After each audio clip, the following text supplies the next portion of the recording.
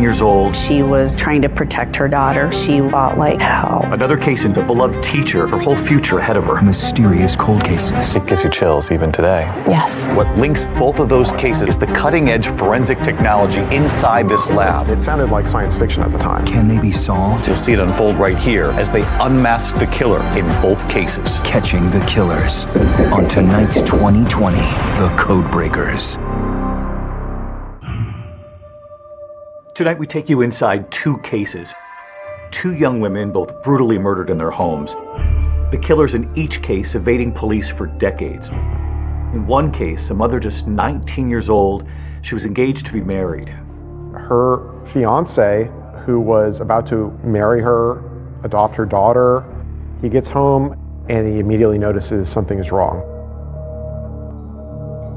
There's blood smeared on the stairway. The killer had attacked her in the bedroom. There was handprints of her trying to hold the door closed, and she just wasn't strong enough. Another case in Texas, a beloved teacher, her whole future ahead of her. Drove in to Memphis. She just started a new school. She was loving teaching her students. She was in a very good place. 911, what's your emergency? What's going on? Oh, she's been murdered. What did your daughter do? She's been murdered! You remember walking in and what you discovered. I remember walking into the bathroom and seeing her body on the floor. She'd been handcuffed. That's correct. She had been handcuffed with her hands behind her back. There were about 36 different wounds on her body. She put up a fight. Of course, the question, who would want to kill each of these women, the mystery behind their murders, would torment their loved ones for decades. They've got handprints, they've got footprints. Why are they not finding this person? It was like the talk of the town forever. And for the detectives who were working these cases, frustrating dead ends. There was also a suspicion, could it have been a member of law enforcement? Right, there was no forced entry, so our speculation was that it was somebody that she knew or somebody that presented a position of authority that could have garnered that trust to get inside the apartment. All of these questions lasted for years and years. Yes. Both of these brutal murders were cold cases for decades. And what links both of those cases all of these years later is the cutting-edge forensic technology inside this lab. Tonight you'll see it unfold right here as they unmask the killer in both cases.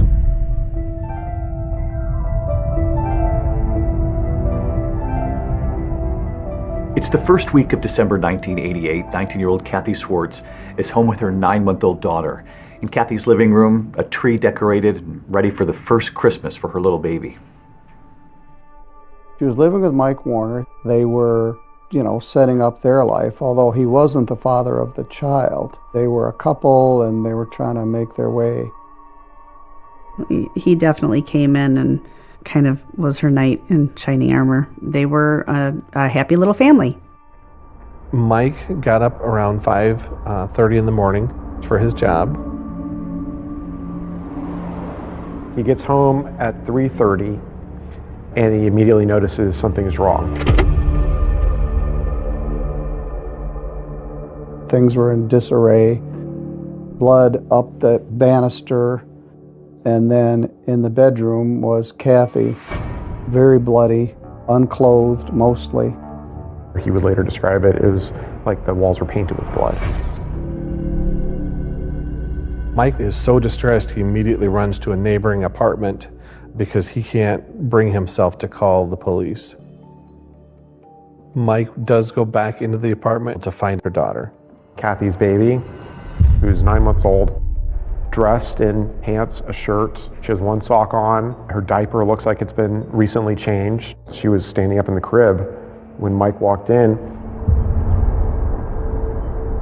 This is that baby left standing alone in that crib all those years ago. She's now 36 years old.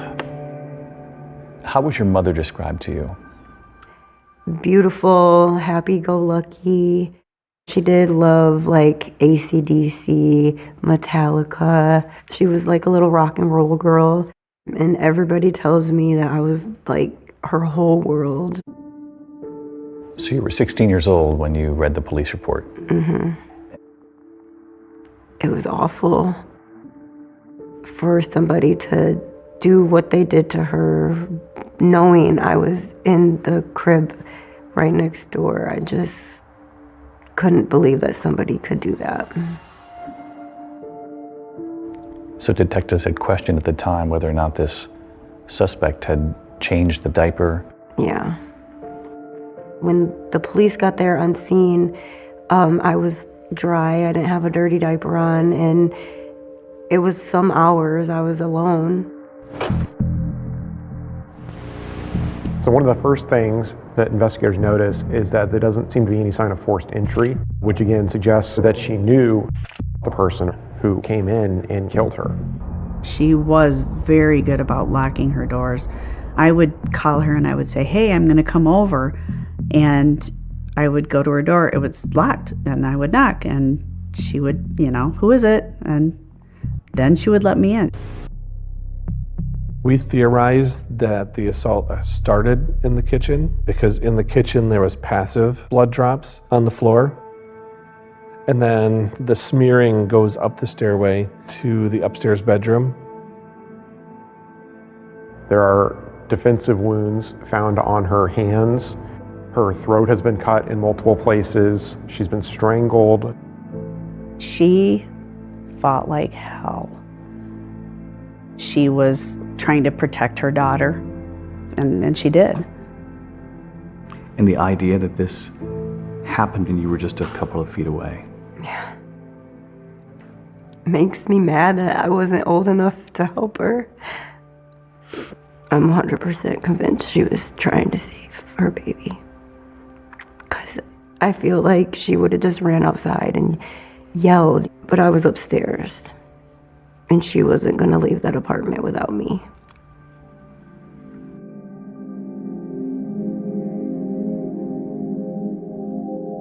In the bedroom where Kathy was found is a phone on the bed. The phone cord was cut, but on the phone there was Kathy's fingerprints, and then there was also an unknown fingerprint in blood. In '88, obviously, DNA was in its infancy. The fingerprint on the phone, how significant? Very significant, because they were an actual blood, and it was not my mom's. There is a bloody footprint in the bathroom. It looks like the suspect took a shower after the murder to try to maybe wipe the blood off, clean up. But in the process of doing so, he left behind a left footprint, size 9, in blood. And then the person left without being seen and without being discovered. It was very unsettling that something like that could happen. It just didn't make any sense. None of it made any sense. But when crime scene investigators passed through that gruesome scene again, this time with a new forensic light source, they find a new clue, and one that was imperceptible to the naked eye. It was like a great big neon clue. It's like, holy smokes.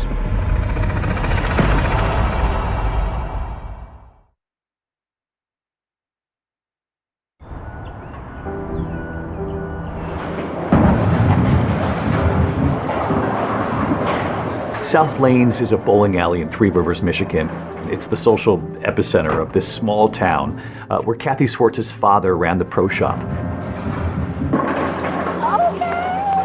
After her brutal murder back in 1988, it also became a place that connected Kathy's daughter, Courtney, to her mother. I grew up in the bowling alley. I spent a lot of time there. I was raised by my grandparents. They tried to fill the void as much as they could. What were you told about your mother's absence when you were a little girl? About first grade, they had told me that a bad man had hurt my mom and she was up in heaven. And when it would thunderstorm, they would tell me that that was my mom up in heaven bowling a strike. So it was pretty cool watching the thunderstorms as I was little, because I'm like, oh, she must be bowling pretty good today. Your mother's best friend, Jennifer. Mm-hmm. has told you a lot about your mom. Yes, she has.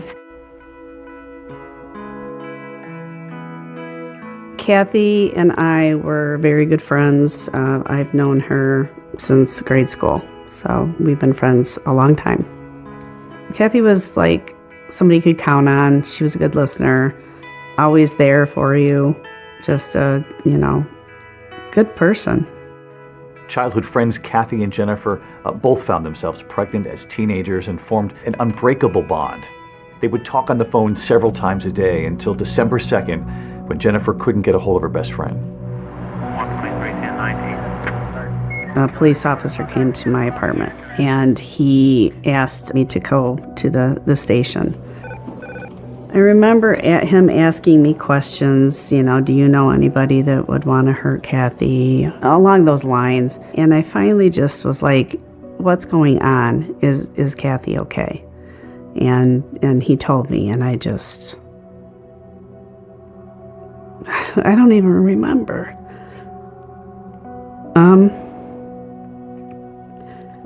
I know that the first thing out of my mouth was, is Courtney okay? Where is Courtney? I do remember pictures of our first Christmas tree, and she had presents under there for me, but she never got to give them to me. We can see it's the pain you still carry with you. They were a young family just starting out. Kathy and Mike Warner had only been engaged about 3 weeks before her brutal death. And since he was the one who found her body, of course, police would have a lot of questions for him. When the police initially interviewed him, he had this kind of flat affect to his voice. He didn't seem to be all that upset that she was dead. He didn't get emotional, and that seemed very suspicious to police. I can't imagine, walking into that scene and what that does to somebody. There was polygraph examinations that were done with. We were able to verify that he was at work in Sturgis all day long, and there was no way he could have came back to Three Rivers to do it. I had no doubt in my mind that he didn't have anything to do with this. And I knew it in my heart. No, he loved her. She and Courtney were his world. I go by Judge Jeffrey Middleton now, but at the time of this, I was Chief Assistant Prosecuting Attorney. We would have maybe one homicide a year, not a young woman killed alone in her apartment during broad daylight. At that point, they were leaving no stone unturned. So the police department actually rented the apartment for a month after the crime, just so that we could return and continue to look for clues and process. This is one of the first cases where they deployed alternative light sources. They went into the crime scene with a black light. On the refrigerator, they noticed 2 pieces of writing. Metallica was written on the refrigerator, and Harley was here.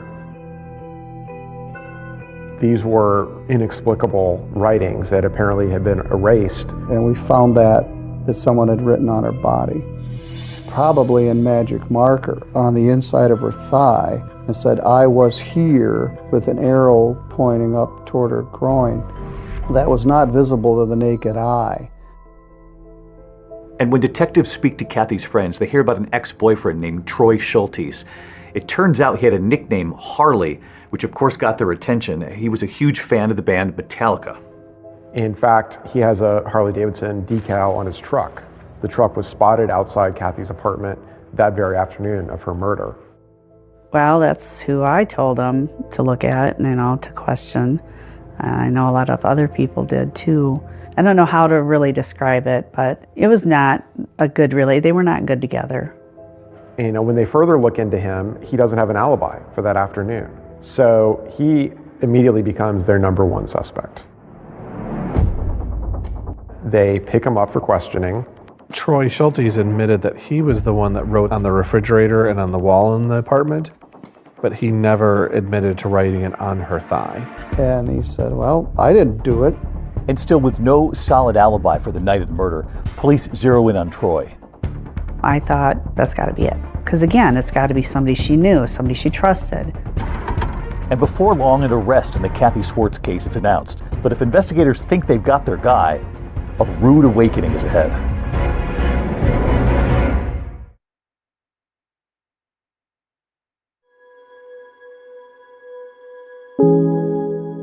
Kathy Swartz's daughter, Courtney, the baby left standing in her crib after her mother was brutally murdered, is a mother herself now. Why are you breaking everything? And she and her 4 children have stayed in Three Rivers, Michigan, finding comfort in a mother that she lost when she was just a baby. I do bring the kids out here for like holidays, her birthday, but I also do come out here a lot by myself too. Back in 1988, police believed they found the perpetrator who brutally murdered Courtney's mother, the man whose nickname was scrawled across her refrigerator, her ex-boyfriend, Troy Schultes. You know, you look at that and you think, well, that's somebody leaving a calling card behind that they were there. Without any kind of solid alibi and now under a cloud of suspicion, Troy is arrested, he's charged, and he pleads not guilty. We had the fingerprints, but we also had a sample of blood that was left behind. We believe because Kathy fought back that whoever the killer was had sustained an injury, and Troy's blood type did not match. They take fingerprints and footprints from him, and those prints also do not match. So the charges were dismissed. As it turns out, he was wrongfully arrested and wrongfully charged. So with the investigation now back at square one, the Three Rivers Police Department, they refocused on matching the fingerprint and the footprint found at the crime scene to the killer. We had fingerprinted and footprinted so many individuals that had been living in Three Rivers at that time, and none of them were a match. I thought we would solve this quickly. So the first month passed, we didn't know, 3 months passed, a year passed, and it wasn't solved. Police even looked at similar crimes that had taken place elsewhere in the area. They took fingerprints, footprints. There was no match. And the case got colder and colder. And as DNA technology improves, law enforcement, they continue to work the case. We fast forward to 2012. We're going over the evidence again. The fingerprint that they had found on the phone was in the suspect's blood, and it was still in viable condition to obtain a DNA profile from that. And we enter it into CODIS, and we think that's going to give us a hit. And of course, it doesn't. As the years continue to pass, the mystery and the collateral damage for this whole community only grew. The town was haunted by this. Did you feel the eyes of the town on you as you were growing up? Yes. And I was the baby, so like everybody wanted to take care of the baby, and you know, like it's still that way. When you don't have answers, you just have questions all the time. But it definitely changed me. It really changed me. I slept with a machete under my mattress for years. So every December 2nd represents another year without justice for Courtney and her grandparents. Today, the family is together remembering Kathy on the anniversary of her death. It's hard. Real hard. I felt a certain point that I wasn't sure that they would ever find out. Probably right there, before she died. It's been 25 years, but remembering hasn't gotten any easier for David Swartz. I think, probably the worst thing for me is the why. Why? Why did it have to happen like something like that?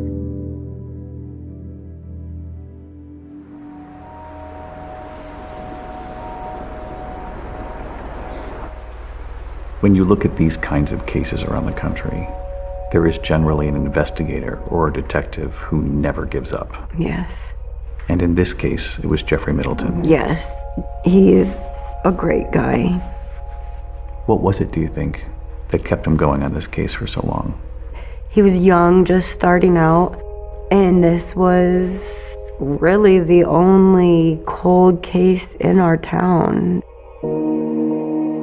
I spent more time on this case than any other case in my entire career. Sometimes in later years, I would pretend I was on vacation and lock myself in the library and just go through this file.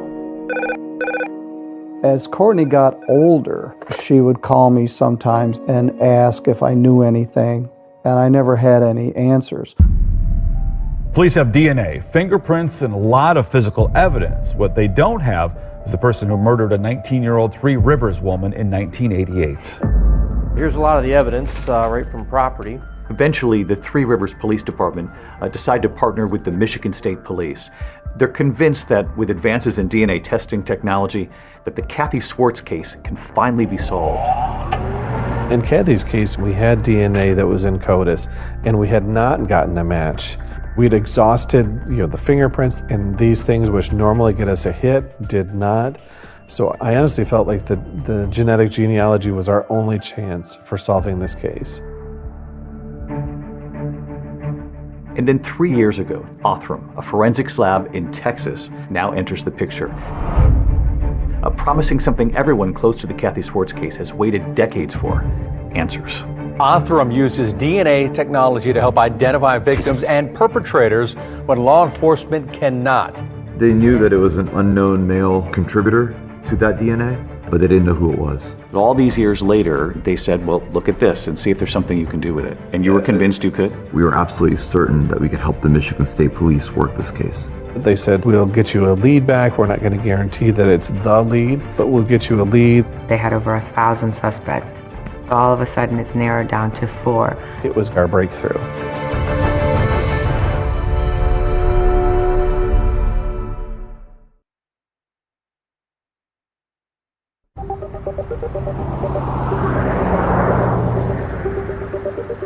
In 2022, a package containing DNA, that single bloody fingerprint from Kathy Swartz's pink phone, arrives right here at this building just north of Houston.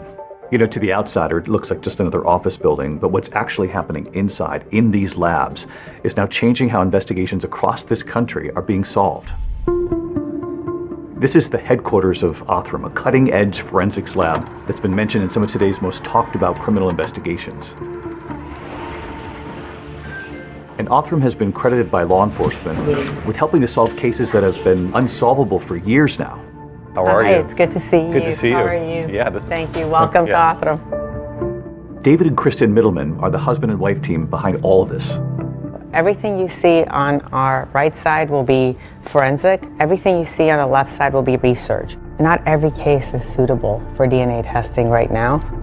Burnt remains, exploded remains, really difficult mixtures. But we hope that one day we live in a world where every case can be suitable for DNA testing. So you'll hold on to remains for a while and keep trying. We don't give up ever. The Middleman's partnership, both in work and in life, actually began over a few blind mice.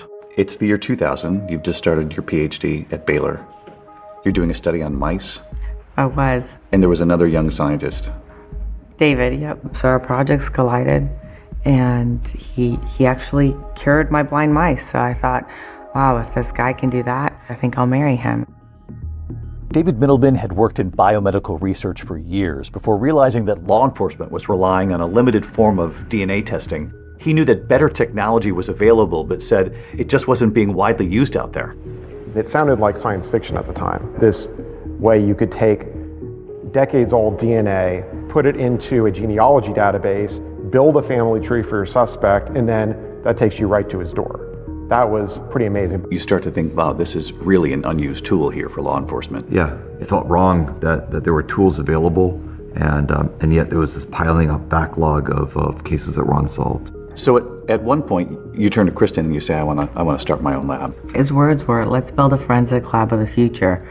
And my words were, what? Who's going to give you evidence? You thought from the very beginning, who's going to trust us with this? 100%. I said, I don't think people will come. And he said, well, I'm going to build it and we're going to see. Within a year, he was solving cases almost every week. And the more cold cases they closed, the more publicity they got. And police departments around the world started sending them cases. It's just grown exponentially. In terms of publicly announced solves, Othram is #1 in the world. That includes homicides, rapes, unidentified bodies that they've been able to give names to. And Othram's reputation now for cracking these cold cases using DNA evidence and forensic genetic genealogy is what actually led Michigan detectives to send that 30-year-old DNA to this lab. In the Kathy Swartz case, this DNA was how old when it got here from that pink phone? It was decades old, and in spite of being so old, the DNA was still intact and usable for testing. You knew right away this was suitable, and this was just his DNA, the suspect's. Yeah, the DNA was a single unknown male contributor. It's a small sample, but in spite of that, there's anywhere from hundreds to thousands of cells worth of DNA. So if you touch David's hand, how much DNA, how many cells have you left there? Hundreds of cells. Hundreds of cells on his hand, and sometimes you're dealing with 10, 15. Even less. From years ago. Yeah. And still able to solve the case. It's a very, very sensitive technology. In this Kathy Swartz case, you've chemically labeled all the different parts of the DNA in this room right here, and what do you do with it from there? It is now ready to actually be read.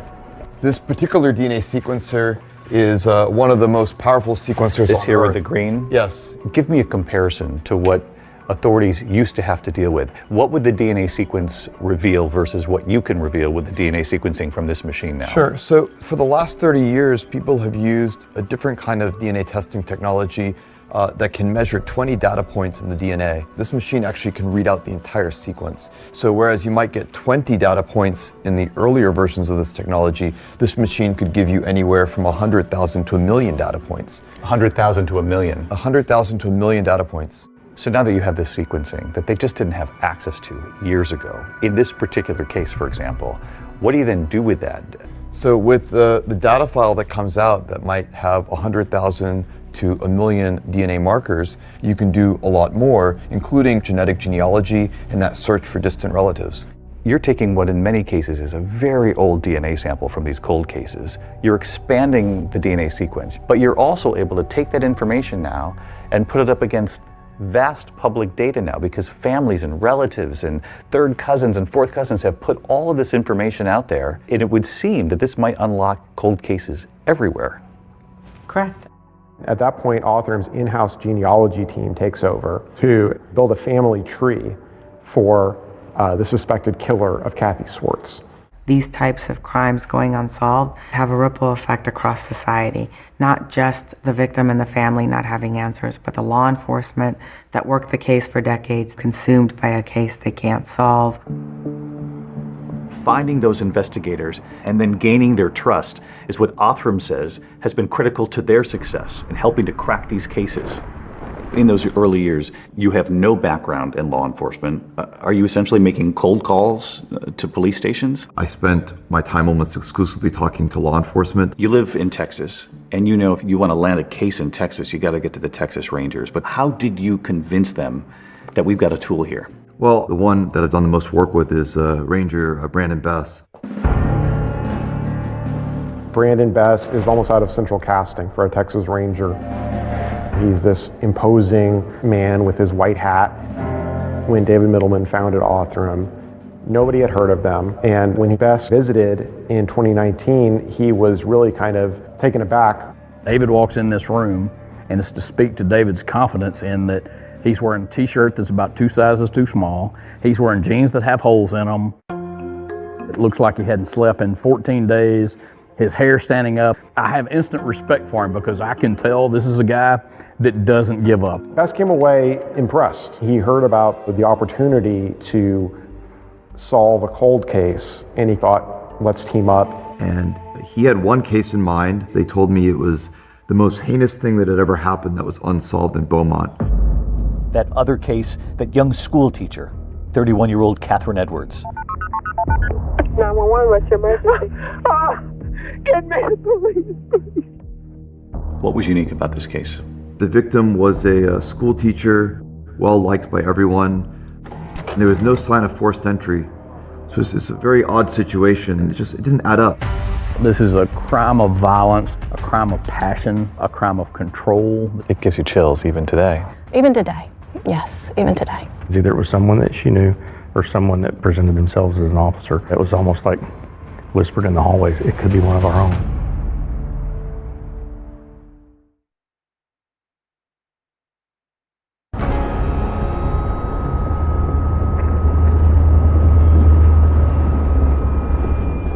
So on January 14th, 1995, the Beaumont Police Department gets a 911 call from a man at a townhouse in West Beaumont.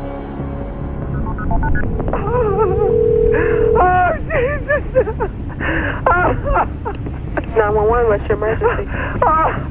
Get me the police, please. He had found his daughter in the second floor bathroom, slumped over the tub. Okay, ma'am, what's going on there? Our daughter has been murdered. Okay, what happened, ma'am? We came over here and found her. She's handcuffed. She's been tortured. Please, okay, we're sending someone. Don't hang up, all right? Okay, is there anyone else in the house? My husband is here with me. Okay. We found her. That woman was Catherine Edwards, and she's a teacher at a local elementary school. She was supposed to have plans with her sister and family for lunch. When she didn't respond by phone call, they went by her house and found that her car was still there. Got inside the house with a key. Her father said he grabbed her and pulled her over and rolled her over to look and see if there's anything he could do. He was crying hysterically. Yes, the police and an ambulance. To listen to the emotion in those calls, you know, just gut-wrenching. In my 30-plus years, I'd never heard anything like it. Dad covers her with a towel. Police show up. There's one officer by the name of Carmen Brown. She shows up first, and she secures the crime scene. And that officer, Carmen Brown Apple, says the memory of her entering Catherine Edwards' townhouse has played over and over again in her mind for decades. You remember walking in and what you discovered? I remember walking in and going up the stairs, looking first into the bedroom that was very much in disarray. What did you find as far as the bedroom and the bathroom? Bedroom, there was looked like there had been some type of tussle in there. Things had been knocked around, sheets were partially torn off, a portion of the bedpost had come off.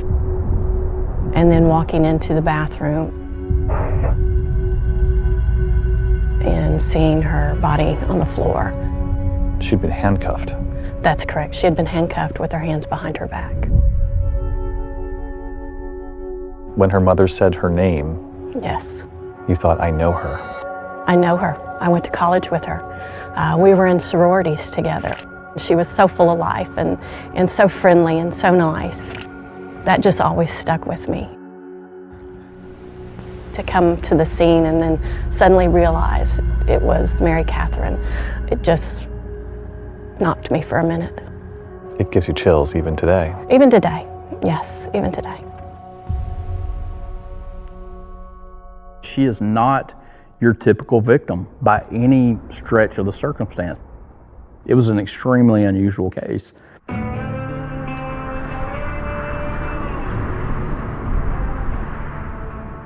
Catherine and her twin sister Allison grew up in Beaumont. They're part of a close-knit Presbyterian family. They both attended Forest Park High School and then Lamar University, which is in Beaumont. And they both became school teachers at the Beaumont Independent School District. Catherine and her sister were extremely close. When you talk about Mary Catherine and talk about Allison and look at them, I mean, they are identical twins. You can't tell them apart. They both had students come up to each other in the grocery store thinking they were the other twin. Investigators learned that her sister Allison was likely the last person, aside from the killer obviously, to see Catherine alive. Allison would tell detectives that her twin sister arrived at her house after work to pick up her beloved beagle, Maggie. She came by, visited with her sister, went home. From what we can tell, she had had a glass of wine and just kind of was relaxing and about to go to bed. And I think the last time she was heard from was about 8 o'clock that night. One of the neighbors told police that he heard someone clomping down the stairs overnight on the night of January 13th. There was a 12-year-old boy and his dad that were staying with some friends that was right next door to Catherine Edwards' townhome. He heard somebody run down the stairs and then a door slam, and a little while later a car sped off with loud music. There There were some other neighbors that heard some loud banging. It lasted for 60 to 90 seconds. And they said they never heard a scream, so they just figured that something else might have been going on. They had no idea that there was a murder taking place next door. Crime scene investigators found that there was no sign of forced entry, which is significant because it either meant that Catherine had kept her door unlocked or had potentially recognized her killer and let him in. Of course, in these cases, it's standard procedure for investigators to look at those closest to the victim. And really, from the beginning, her ex-boyfriend is seen as a prime suspect. But critical evidence from the scene actually points in a different direction. The crime scene investigators at the time also collected a lot of evidence from the house, and one of those pieces of evidence being the bedspread. Investigators found semen on Catherine's bedspread and from the rape kit. We've got some DNA here. Now we just got to match it. The DNA actually doesn't match her ex-boyfriend, and he's now cleared in the case. And there are no matches to the DNA in CODIS, which is the National Criminal Offender DNA database, either. Police were really stumped. They tried every avenue they could think of, but every avenue hit a dead end. One of their initial theories was that the killer had some sort of law enforcement background. The handcuffs were Smith & Wesson. That's a popular brand with law enforcement. They were trying everything they could think of. They really did. They went and tracked down sales of handcuffs in this area, receipts. All members of the Beaumont Police Department were tested. There were no matches. It kind of sent a panic through the community. You know, if this can happen to somebody in a really quiet part of town, could it happen to them, kind of thing. It went from a rumor to just spreading like wildfire throughout the community. Everybody wanted to know, was this a one-time deal? Was this a serial killer? The case would go cold for decades, and obviously it's just one of hundreds of thousands of unsolved murders in this country. But then in 2020, two investigators, Ranger Brandon Best and Beaumont Police Detective Aaron Llewellyn, decided to take a fresh look at the case. At the time, Best had just been connected with this new lab called Othram, and Detective Llewellyn knows that there's DNA that's actually available to test in this case. But when Brandon presented Othram to me right then and there, I'm like, let's make this happen. We believed that was going to be our only hope. The last hope for answers, the DNA evidence from the murder of that elementary school teacher, Catherine Edwards, is now headed to Othram for testing. Bloody fingerprint left on a phone and a footprint. And in the case of that Michigan mom, Kathy Swartz, what new lead is about to be uncovered right behind this glass? You'll see right here tonight how both cases are about to crack wide open, sending investigators across this country to find the killers they've been searching for decades. The person that did it was in the 10,000 pages of police reports. You have all these puzzle pieces, but if they don't all fit together, you don't see the picture. I want you to think about the next words that come out of your mouth. I want you to think very hard about that.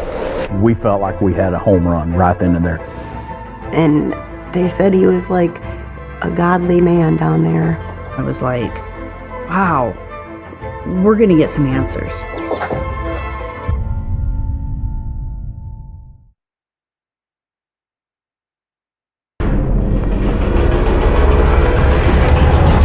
Tonight, two horrible murders. I just felt awful. And now a survivor who lived to tell. I was just like, I can't tell him. I'll never tell anybody what happened. What did your daughter do? She's been murdered! It gives you chills even today. Even today. That someone had written on her body, on the inside of her thigh, and said, I was here. But only one way to solve them after years of going cold. I honestly felt the genetic genealogy was our only chance. But all these years later, they said, well, look at this and see if there's something you can do with it. It's his fingerprint, it's his bare bloody footprint, and it's his DNA. It turned into a massacre. The floor goes out from under you. I'm like, no way, this cannot be happening. He said, your sister's dead, your sister's dead. There's two people that know that story. You're one of them, and she's the other. And she can't talk. Without the DNA, the story doesn't matter. That the two of them were able to go back and look at that evidence. Yes. From when you were a 9-month-old baby. Yes. In the crib, just a few feet from your mother. And there was a moment I'm like, oh, this is our guy. For some families, you are the last hope.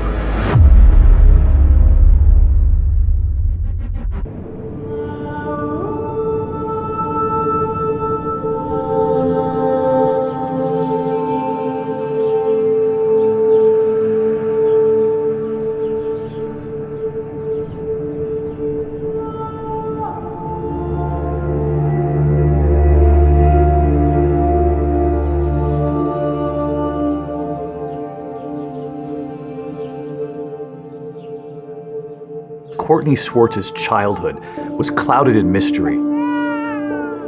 She was the sole survivor. She was just a baby at the time during a vicious attack that left her 19-year-old mother, Kathy Swartz, strangled and stabbed to death right near her.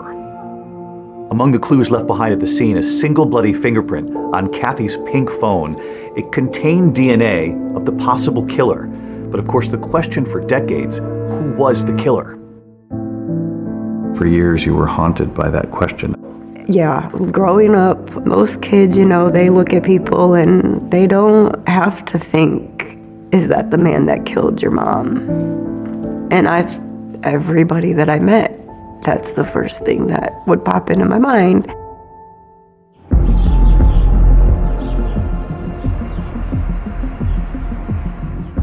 This is the original file from 1988. When you have your files in a cold case, the killer's name, it's in there somewhere. The profilers really believed that whoever it was would return to her gravesite.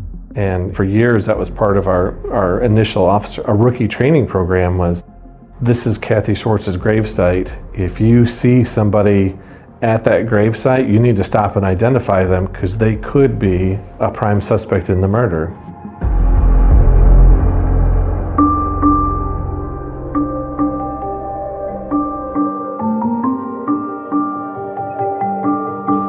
More than 1,000 miles from Three Rivers, Michigan, we're right here on the Neches River in Beaumont, Texas, where another family, heartbroken for decades, the community wondering, do they too have a killer in their midst? After the brutal murder of a young elementary school teacher, Catherine Edwards. She was just 31.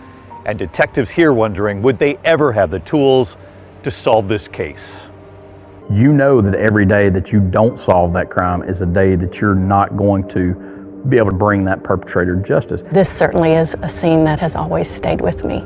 And you retired, and when you left the force, at that point it had not been solved. That's correct. Every now and then someone would dust off the case file and start looking at it with fresh eyes, and I always thought maybe this time something will spark and we'll catch whoever did this. It would turn out that spark, the one that would finally reignite the whole investigation into the murder of Catherine Edwards, was actually coming, thanks to a major leap forward in forensic technology.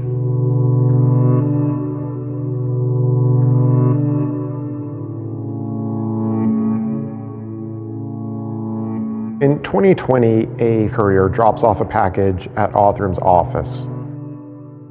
And inside are a sample of the bedspread from Catherine Edwards' apartment, a vial of DNA taken from the posthumous rape kit. Othram technicians take a look and they build a genetic profile of their suspect. Investigators now have a human profile that can actually be searched in public databases to try to find possible family members across this country. And to do that, you need a genealogist to connect the dots. And Beaumont detective Aaron Llewellyn didn't have to look far for help. Aaron Llewellyn knew one who would work the case for free, and that was his wife, Tina. I can remember sitting at the table one night and getting really frustrated trying to map all this out. And she's like, let me help. Actually, just move over. I got this. No, Tina doesn't ask. Tina Llewellyn was a detective in the Beaumont Auto Crimes Division. And she had an amateur interest in genealogy. I can remember dozing off one night and I wake up and she's got lines going here and lines going there. So now, along with the Middlemans from the Othram Forensic Laboratory, you've got two husband-wife teams actually working the case of this elementary school teacher, Catherine Edwards. And soon another critical partner joins the hunt. When Tina Llewellyn is looking through the matches to their suspect, these are distant relatives of the suspected killer, she notices that a lot of them are clustered in Cajun country in Louisiana. And the same contact name keeps popping up, this woman named Cheryl LaPointe. I was sitting at my desk one day and I got a phone call. He said, I'm Detective Aaron Llewellyn from the Beaumont Police Department. Your email is attached to one of the matches that we have to the person of interest. Cheryl LaPointe just happens to be a professional genealogist with experience working in criminal cases. She also has Cajun ancestry. Cajuns, back to the late 1700s, we were a small population who came to South Louisiana. And so they married their neighbors, who was usually their relatives also.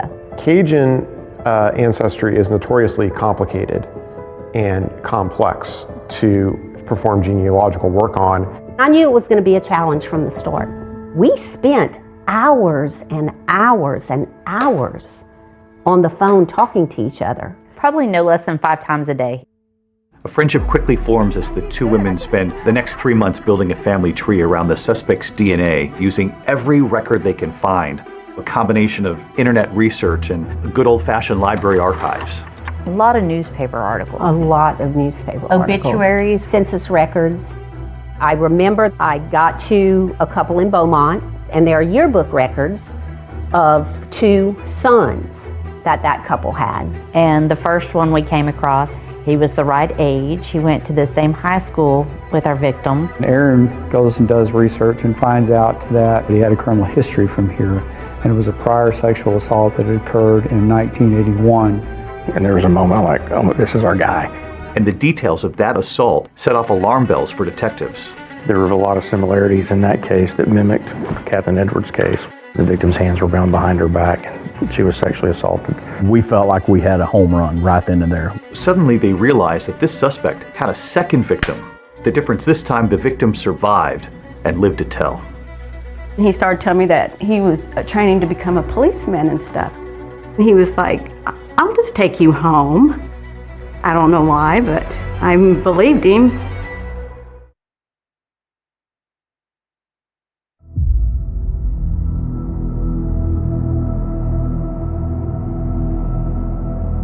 So all these years later, investigators in the Catherine Edwards case, the school teacher who was brutally murdered, now think there might have been a second victim of the suspect who is still alive, Paula Bledsoe Ramsey. I was 19. There was a new country western bar that opened up. I really didn't want to go that night, but I'd promised the other girls that I would go. I decided I wanted to leave. I was done. I wanted to get home. The parking lot was mud, and my car was stuck in the mud. I just thought, I'll just walk to the gas station and call my mom. She says a man offered her a ride home. He said his brother's name, and then he said where he went to high school, and then he said, do you go to Forest Park? And I was like, yeah. And then he started telling me that he was training to become a policeman and stuff. And so then he was like, I'll just take you home. And I don't know why, but, you know, I believed him. She realized very quickly that that man wasn't driving in the direction of her home. He started off being very nice. Next thing I know, we're at this field. And then his whole demeanor changed. He drove her to a nearby park, threatened her with a knife, tied her hands behind her back, and raped her in the backseat of the car. Then he dropped her off at her house.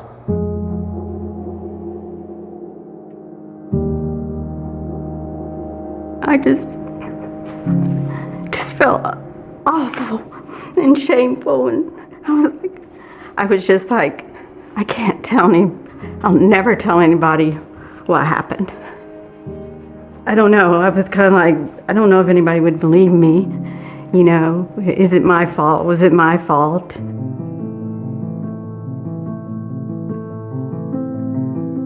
Paula Ella said she summoned the courage about a week later to tell police what had happened. They would soon tell her that they identified the man who attacked her, and it turns out he wasn't a police trainee. He was a 21-year-old salesman in Beaumont. He said, yeah, I did it. I just got carried away. She said that the prosecutor talked to her, said, you know, this is his first offense. We want to plead him to an aggravated assault. She didn't understand what that meant other than he was pleading to a felony and for assaulting her, and so she agreed to the plea bargain agreement. I think today they take it more serious than they did back then. I wanted him to be punished. I think I was just pushing everything down and just trying to focus on with life.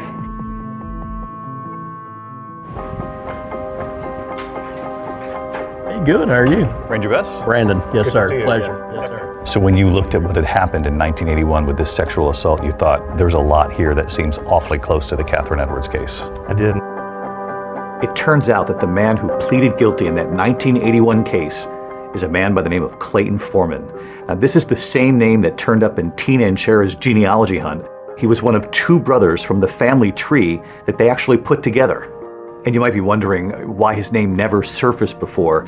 You have to remember that this case was back in 1981, and DNA collection wasn't even a thing by law enforcement. It was still a decade away. This is how he eluded detectives at the time. He essentially got away scot-free. As investigators get closer to solving this mystery, they begin to learn more about Clayton Foreman's background. And in a twist in this case, one of the things they learned is that Clayton Foreman, the suspect, actually went to the same school as Catherine Edwards, the woman who was killed. In fact, they probably walked down the same hallways here at school. And there was something else.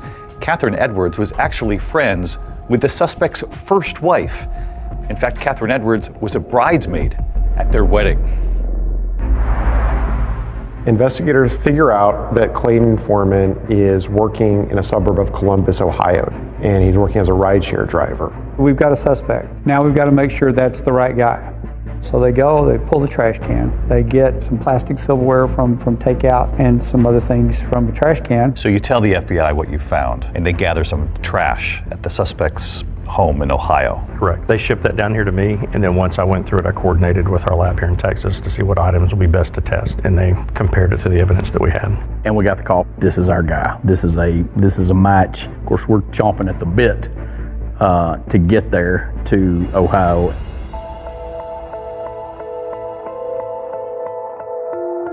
So he'd been told that one of his Uber customers had had something taken and that he needed to come down. Maybe you guys could ask him a few questions about it. That's not what you were going to ask him about. No, not at all. What we're here about is we're cold case investigators. Do you want that shock and awe factor? You want him to walk in the room, you want him to see a guy with a cowboy hat on, and he knows that this is not someone from Ohio. We're asking you to visit with us about a crime that we're investigating, okay? You don't have to talk to us at all. He thought we were there just following up on an old case, like, hey, these guys, they don't have anything. They're just asking me all these questions in case they do one day. I don't think he had any idea that we had his DNA. So the crime that we're looking at is the murder of Mary Catherine Edwards. She was murdered in 1995. She and her sister, Allison, were actually in your wedding. Right. And 1982. Were you aware of the crime even? No. You didn't know that Catherine Edwards was murdered? No, sir. Did not. Wedding night only would have been the only time you've seen her? Probably so. Okay. Never, obviously, had sex with her? No. Never? Never.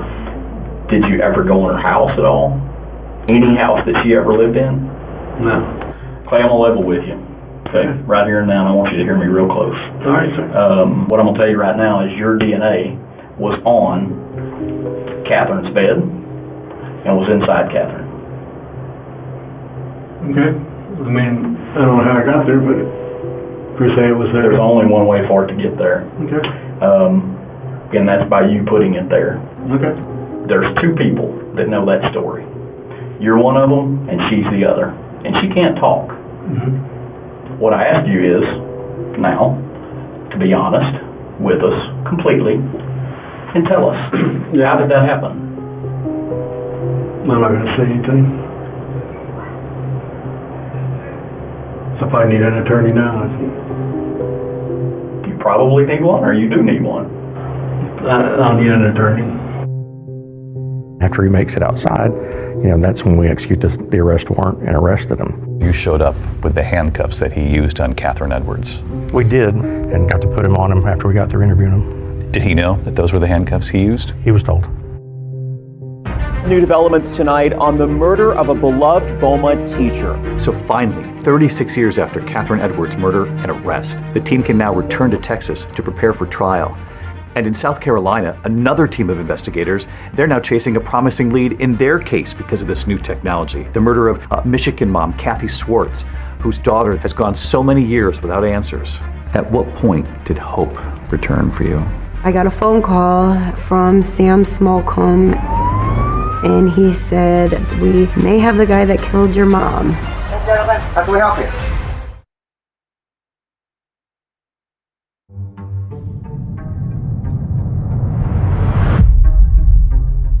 Investigators working the cold case murder of Kathy Swartz, the young Michigan mother who was murdered, her baby right nearby, they had sent off the perpetrator's DNA taken from her pink phone to that lab in Texas, Othram. So after 3 decades with no arrests in this case, Othram actually uses their cutting-edge technology to build a comprehensive DNA sequence of who the perpetrator is. So now that you have this sequencing that they just didn't have access to years ago, what do you then do with that? We could use that profile to search a database of people, and in doing this we can then begin to figure out how these people that are near relatives are arranged on a family tree. And if we can do that, then we can begin to ask where the person that we're looking to identify might fit on the tree.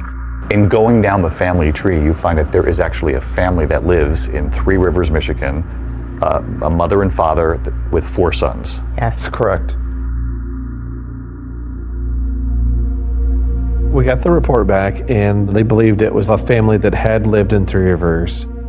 The DNA was male, so this narrowed it down to 4 brothers. The youngest brother, Barry, and then there was, the oldest was Sonny Waters, then John Waters, and then Robert Waters.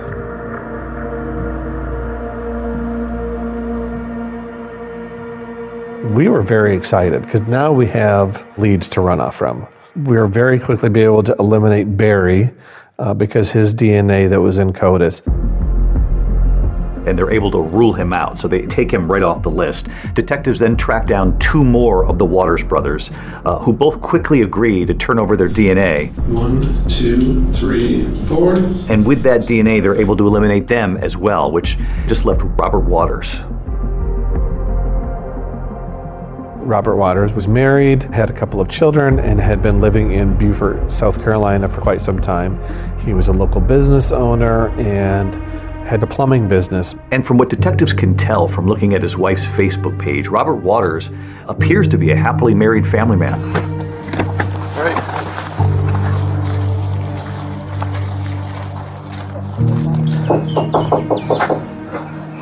Hey, how you doing? Good morning. Hey, Robert. Morning. How you doing? Good. How are you? How can we help you? I'm Sam Smallcombe from Three Rivers PD. This is Todd Peters from Michigan State Police. Nice to meet you. Nice to meet you, too. Can we talk for just a couple minutes? Sure. Not inconvenience All right. too much? He seemed like the guy next door that would mow your lawn for you if you were going to be out of town for a week. So I'm helping Sam, and we reopened this case from Three Rivers from way back in the day, going back through and getting interviews and just clearing everything up. Okay. So we were wondering if you'd have time to come down to the PD and talk with us down there. Yeah. Okay. Somebody comes knocks on your door, investigators from another state, and asks you to come down to a department and talk. You're probably going to ask why. Never asks why, and agrees to drive himself down and meet us there. So we'll just expect you in a couple minutes, and we'll meet you down there. That's fine. All right. Thank you, sir. After initially not showing at the police station, detectives call Waters. He's informed that they have a warrant for his prints and his DNA, and later that day he actually comes in. But what I'm trying to do is do the 3 and... We had to just focus on getting the fingerprints and the DNA. Yeah, don't have a seat. And one of the issues we'd run into is the Beaufort Police Department did not have the fingerprint live scan machine. So we had to use the traditional ink and paper. Hang on for just a second. I gotta take a call real quick here. Yes, sir. Hey, sorry to bother you. We're struggling with this print here. Unfortunately, at that police station, they're having trouble actually getting a clean print from Waters. You want to come get your fingers dirty again? We're going to try to do it on just card stock. Okay. So we rolled him a second time, sent those back. Never gets upset about it, never gets worked up about the time. We're going to go flat down. He still just willingly, I guess, hung out with us. So you've got the detectives now waiting for a definitive answer from the lab in Michigan. So they spend the next 5 hours actually making small talk with Robert Waters. If you like seafood, Yep, I do. you will like that place. We talked about our families, his family, plumbing, and remodeling houses. You would never guess by looking at that guy that he was concerned about why he was there or the outcome of it. All right. Okay, I just wanted to tell you, we did submit the print that we took from you earlier.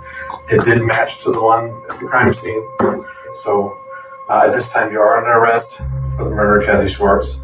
Okay? Okay. It really surprised me. He did not really react. I feel like he knew when we showed up that morning that the game was up. Do you remember when you learned that the prints were a match? There was just so many emotions and everything going on that I was just overwhelmed and so excited because finally they had him. So after decades, you have your answer. Yes. 53-year-old Robert Waters, a former Three Rivers resident, now a plumber, husband, father, and accused killer. I didn't recognize his name. Didn't sound familiar to me at all. But investigators always believed that Kathy Schwartz must have known her killer in some way. You'll remember there was no forced entry. And they finally discover the connection when they go back to speak to Kathy's one-time fiance, Mike Warner. Well, let me ask you the obvious question. What about Rob Waters? He came there one time. He came there one time? One time. Okay. Do you remember, was that close to December? That was... I think so. He knew Robbie Waters, had visited the apartment about a month before the murder. We hadn't seen since grade school. Yeah. Okay, so he just somehow figured out that you guys were living in Riverside and showed up that one time. Yeah. I honestly think she knew him then, obviously, because he was friends with Mike and he was in town and tried to come see my mom and she wasn't having it. He's waiting to be extradited to St. Joseph County. It really was, wow, we're going to get some answers. We're going to find some things out. But before his day in court could actually come, the suspect, Robert Waters, does something that shocks everyone. No way. This cannot be happening.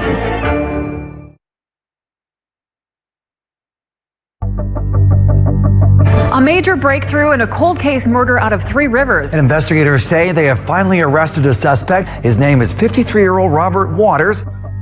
Those too tight? No. The plans were already in place. He had waived extradition, so he knew that he was going to be brought back to Michigan. They go down to South Carolina, and they discover that this man had been living a full life. Yeah. Married, children, a job. A good job. A good life. And they said he was like a godly man down there. To that you say? No. They don't know the real man. But after evading law enforcement for decades, Robert Waters never makes it back to Michigan. At 6:30 in the morning, I received a call from an investigator from Beaufort, and she had explained that she had just come from the jail and that Robert Waters had hung himself in his cell. I'm like, no way. This cannot be happening.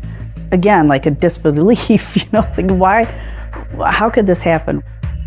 He had some material that they'd given him in the jail, and it was some devotionals, and the parts that he had ripped out talked about forgiveness and asking for forgiveness. To me, it says that you're guilty. I mean, no one is going to do that in that situation if they're innocent. You feel robbed that you did not get the opportunity to see him face to face. Yes. I just wanted him to feel my presence in the room. What would you have said to him in court? I don't think I would have said anything. I just think I would have walked in, and my presence is enough words for him. He would have seen that baby. Yeah. That he left there in that crib all the And time. probably my mom, because I look like her, they say. He's a coward.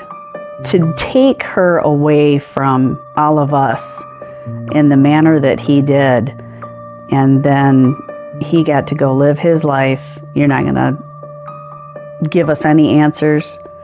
I mean, he's just a coward. But remember, there are 2 cases here that have been unlocked by this new technology. And back in Beaumont, Texas, Catherine Edwards' loved ones are determined to see the suspect in that case, Clayton Foreman, the man charged with murdering her, face a jury. Clayton Foreman goes on trial in March of 2024 in Beaumont. He is charged with capital murder. Clayton Bernard Foreman, how do you plead to the indictment, guilty or not guilty? Not guilty.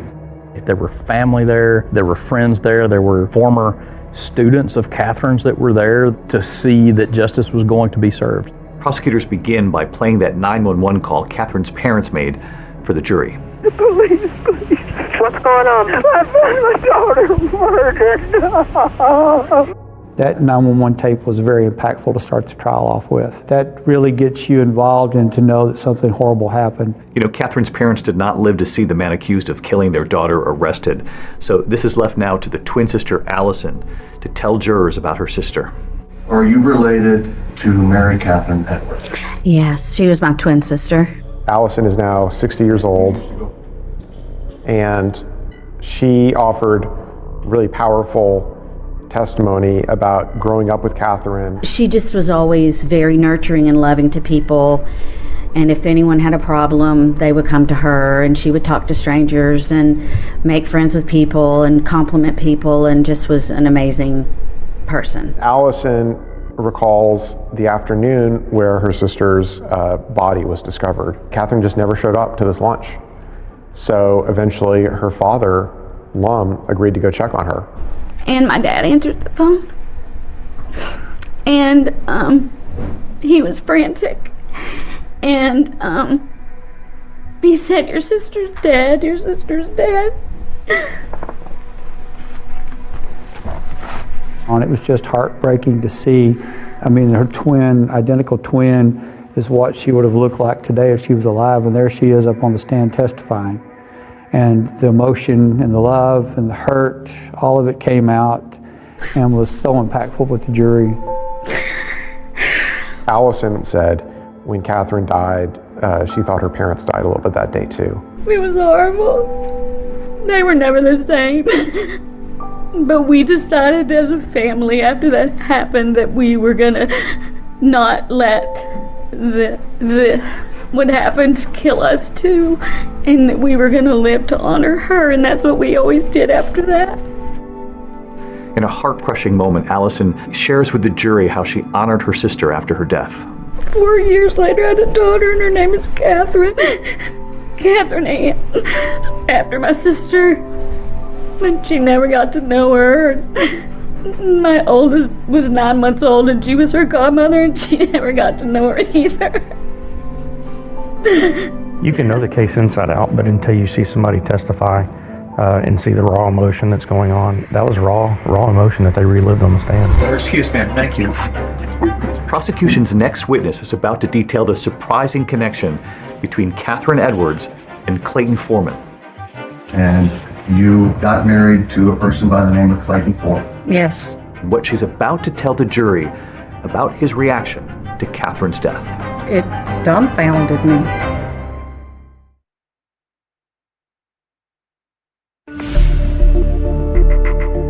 Jurors in the trial of Clayton Foreman, the man accused of killing that school teacher, Catherine Edwards, are now hearing about this investigation that took nearly 30 years, and all of it now culminating with this cutting-edge DNA testing done by that Texas lab, Othram. Please have a seat. I was very eager to get to the courtroom. I work at Othram. We'll do the testing, and it will result in the building of a DNA profile to generate new leads in the investigation. It's one thing to solve a case, and it's another to be able to defend how that work was done, allow it to be interrogated openly and critiqued. We want to see at least 50% of the markers, and you can see that in actuality we have, it looks like 87%. So that's far in excess of what is necessary to produce a workable profile. Without the DNA, the story doesn't matter. That's that one puzzle piece that puts it all together. So prosecutors want the jurors now to hear from the woman who can actually detail the connection between that school teacher, Catherine Edwards, and Clayton Foreman. She was married to him. My name's Diana Coate. And remember, Catherine Edwards and her twin sister were actually bridesmaids at the wedding. Were they friends of yours in high school? Yes. She also testified that while she was married to Foreman, she actually discovered something unnerving in his car. You had found a briefcase in the trunk of the defendant's car, is that correct? That's correct. All right. What was inside the briefcase? There was a gun, a set of handcuffs, and some horrible pornographic material. Okay. Regarding the gun, was there any reason for him to have a gun that you knew of at the time? No reason. I mean... Is there any reason that you knew of that he would have a pair of handcuffs in the back of his trunk? No. Did you ever talk to him about that? No. I didn't know what he would say. I didn't know what he would do. And later, when questioned by the defense, Diana said she never saw the briefcase again. She also recalled an odd conversation that she'd actually had with her ex-husband about Catherine and her twin sister. He had told me that in high school, he would see them in the hall, and he always thought they were so cute because they were twins, and he felt as though he wanted to make sure he protected them. After 11 years of marriage, Diana and Foreman divorced, but they continue to stay in touch. And she tells jurors how 2 years later, in 1995, she actually called her ex-husband after finding out that Catherine had been murdered. Was that very upsetting to you? Yes. When you told him, how did he react? He didn't. It was very shocking to me. It had like no feeling whatsoever, and just basically was like, oh, really? And it dumbfounded me. Okay. Excuse me, thank you. And there was one more witness jurors would hear from, Paula Ramsey, Foreman's victim from 1981. It had been decades since Paula had even heard the name of the man who assaulted her. It was a Friday, and I was at work. My phone rang, and it said Beaumont Police. This emotion came over me, and I was like, what? Is someone messing with me? And on the other end of the line was Detective Llewellyn. He said he's a suspect in a murder. And that's when he started telling me about the DNA. And he said, it is a cold case murder. And I was like, you don't even have to ask. I will go. I will testify. We hung up. I just broke down. I mean, you just go back to being that girl again, where that fear and all of it just kind of consumes you again. And so suddenly, all these years later, in a courtroom full of strangers, Paula is telling her story about how she was assaulted by Foreman. Did he do something with your hands? He tied them in the back, behind. He took your hands, put them behind you, and to secure them with an object. Do you believe that object may have been a belt? Yes. Did he threaten to cut your throat if you didn't do what he wanted? Yes. I just kind of blocked out everything else and just focused on the questions. Did he say something that you found odd concerning what he'd just done to you? Yes. What was that? When I was getting out of the car, he said, "Stop crying. I'm sorry. I hope I didn't hurt you." You have to say these things out loud, and then knowing that he's sitting right over there, and just being in the same room, and that was hard. She relived it on that stand, and it was amazing to watch her, how brave she was to do that. You came here today to tell the story what happened to you 42, 43 years ago, right? Yes. Who did you do that for? For Catherine. I wanted to see justice done for her. And in the end, Clayton Foreman's defense, they wouldn't call any witnesses, but they did deliver a closing statement. You, ordinary citizens, get to decide whether or not, on the day in question, January 14th of 1995, Clayton committed the offense of capital murder. He may not like it what he did back in 81. That doesn't make him a murderer. That doesn't make him that he went out and killed somebody. The case was very one-sided, and the prosecution had all the witnesses, had all the evidence. There was very little the defense could do. The verdict is in. 29 years of waiting came down to 7 days of testimony and ultimately 52 minutes of deliberation. I'll tell you that anytime I've had a jury trial, I'm scared to death when they're walking back in that room. That is the most tense moment ever for me. We, the jury, find the defendant guilty of the offense of capital murder. It took police nearly 30 years to bring Clayton Foreman to trial for the murder of Catherine Edwards. It took the jury less than an hour to convict him. It was very fast. He was sentenced to life in prison. It was just really, I was thankful that I did it. Thankful that it did help. It did help putting him away. It was an extraordinary thing to have closure in that courtroom for that young school teacher. And that other case, the mother who was brutally murdered, her baby, just a few feet away. Now she's about to meet the couple who unlocked this case.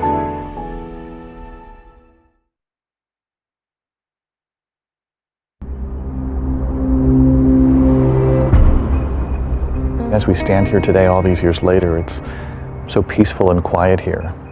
It's hard to imagine what played out behind us. It is. Thankfully, the detectives worked very, very hard on this. And never gave up. Never gave up, and they solved it. Detective Llewellyn called me, and he said, "Hey, Carmen, you remember how you said you always wanted that case solved before you retired?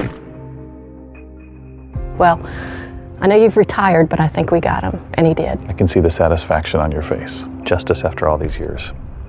After all these years, absolutely. Justice, finally, for that elementary school teacher, Catherine Edwards. And in the second case, justice as well for Kathy Swartz's daughter, Courtney. Hi, Courtney. Hello. Hi. So these are the two who helped solve the case. Hello, Kristen.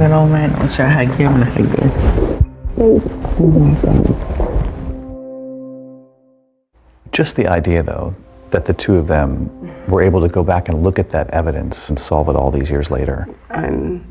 I can't even, I don't even have no words. You don't need words. I'm glad you have answers. Thank you.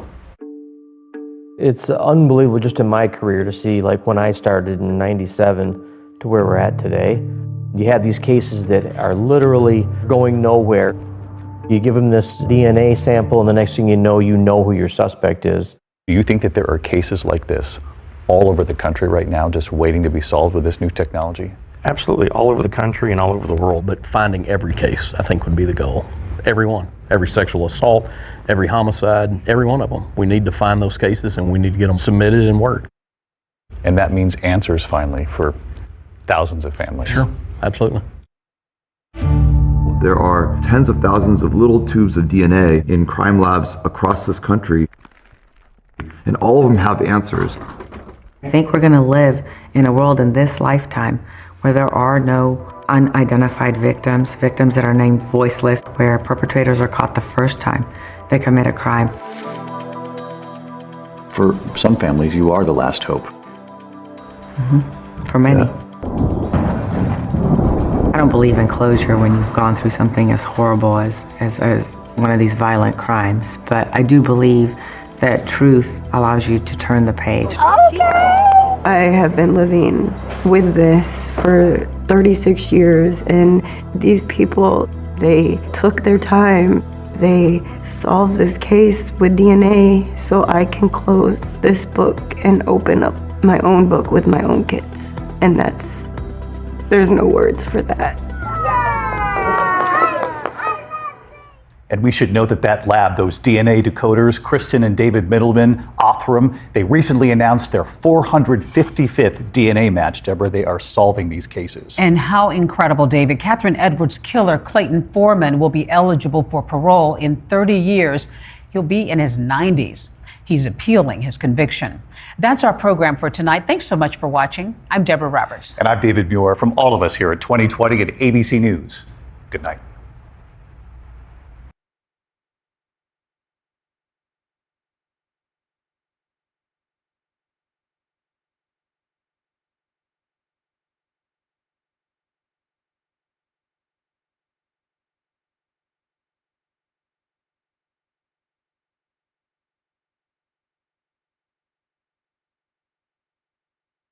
Massive surge triggered by celebrities and social media. But now the chilling new details. You may not have heard about this missing college student. The all-new 2020 starts right now. Who leaves their house without any of their items at night and doesn't show back up again? This isn't just anybody. This is an Ivy League college student with his whole life in front of him. Did he run away? Was he injured? Had he been abducted? Blaze Bernstein disappeared 1 week ago. Missing while home for winter break.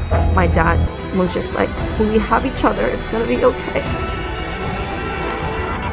And there was an immediate firestorm of attention to this case. Charlie Puth, who put it out there, Kareem Abdul-Jabbar. This is the period in which begins your amateur This is what we're trying to figure out. You what's become going a on. sleuth. We would not have been able to figure it out without the help of kids his age. I remember showing the police, like, look what I have. And that's when the whole evening changed. Blaze Bernstein's phone at that point in time turned off, and I had no more records. So they've been together, and Correct. suddenly Blaze goes dark. I heard voices raised in the distance somewhere, screaming like. Blaze's best friend received a text message. I did something really horrible for the story. No one can ever know. So if you're dealing with a situation like this, you don't want the person who you're hunting to know that you're onto them. Just help us find my brother.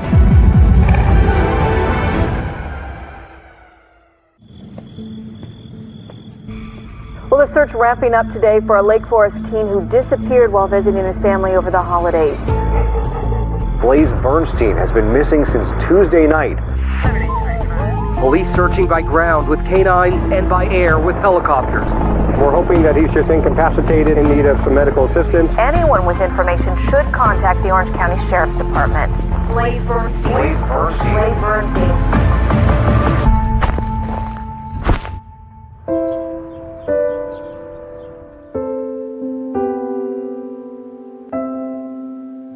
What are your favorite pictures here? The kids like to goof off a lot, and he would dress up. They loved to dress up. They loved to do puppet shows, and this is him in a school play when he was little. And we spent a lot of time at Disneyland, because it's right here in our backyard. Oh, yeah. That's us sitting there. It was a great day. Memories of much happier times for parents. Gideon and Jeannie Bernstein married in 1992. They moved from Los Angeles to Orange County to raise a family. They have 3 kids. The youngest is daughter Bowie, Jay in the middle, and Blaze, the oldest. We had a lot of fun raising the kids together. It was fun. And no one can take that away from us, so we still own that.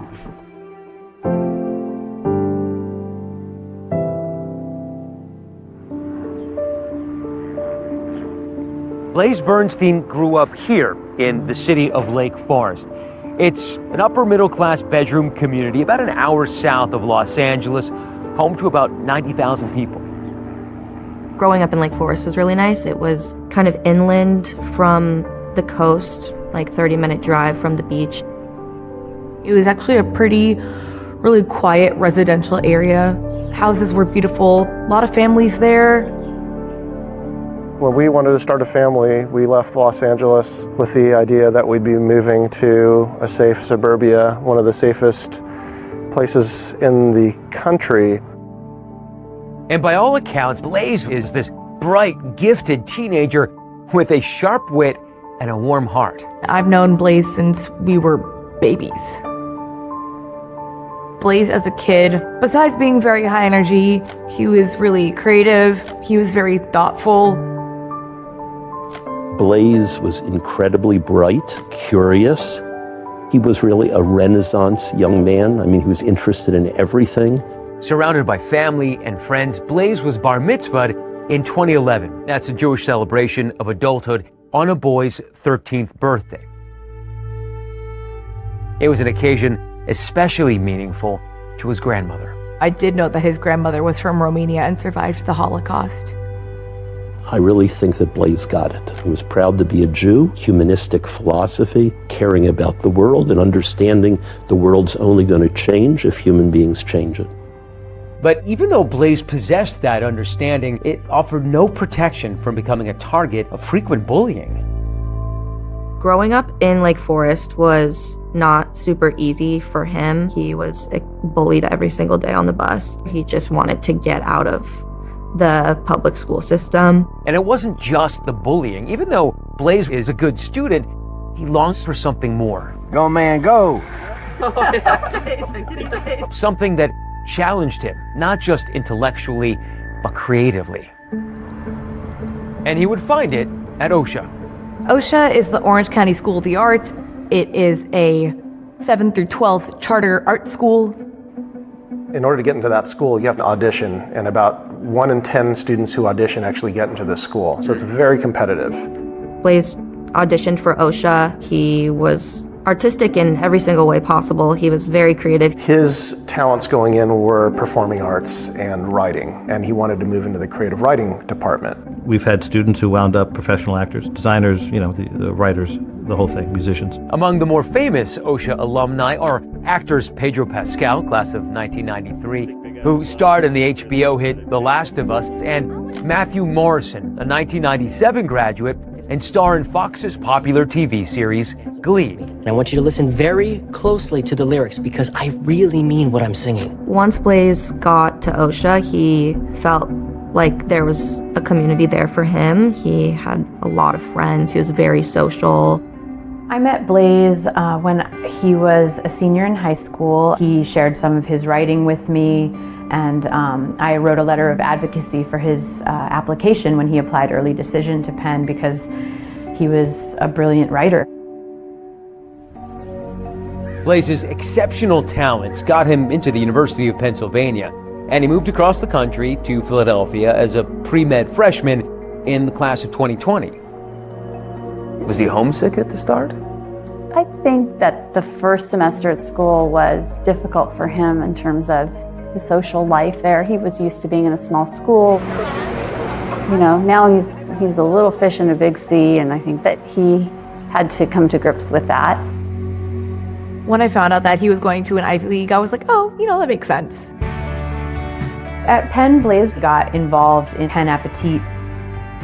Penn Appetit is a student-run magazine for people who are interested in writing and also interested in food. He knew that those would be his people. Our photographer for Penn Appetit, he held a photo shoot where we dressed up in our chef's whites and aprons. We brought whisks and knives. We have photos of him, holding the whisk, being surprised. I mean, he was so helpful, and we're so fortunate to have these photos of him.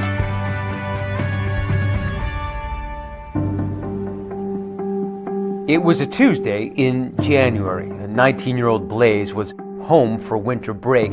He was in a really good place and looking forward to second semester of his sophomore year, but not before he treated his family to a special meal.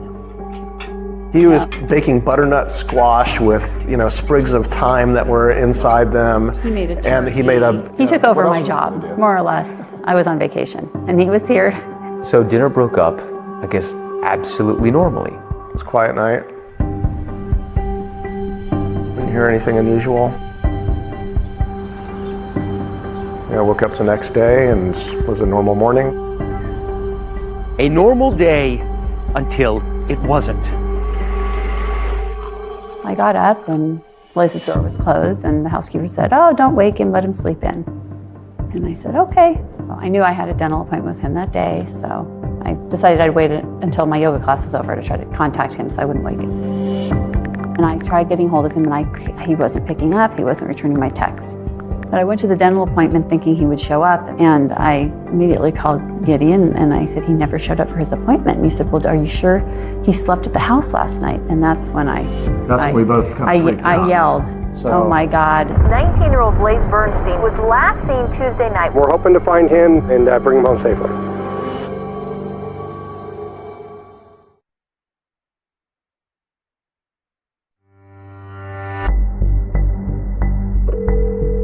My dad called me and was like, hey, like, have you heard anything from Blaze?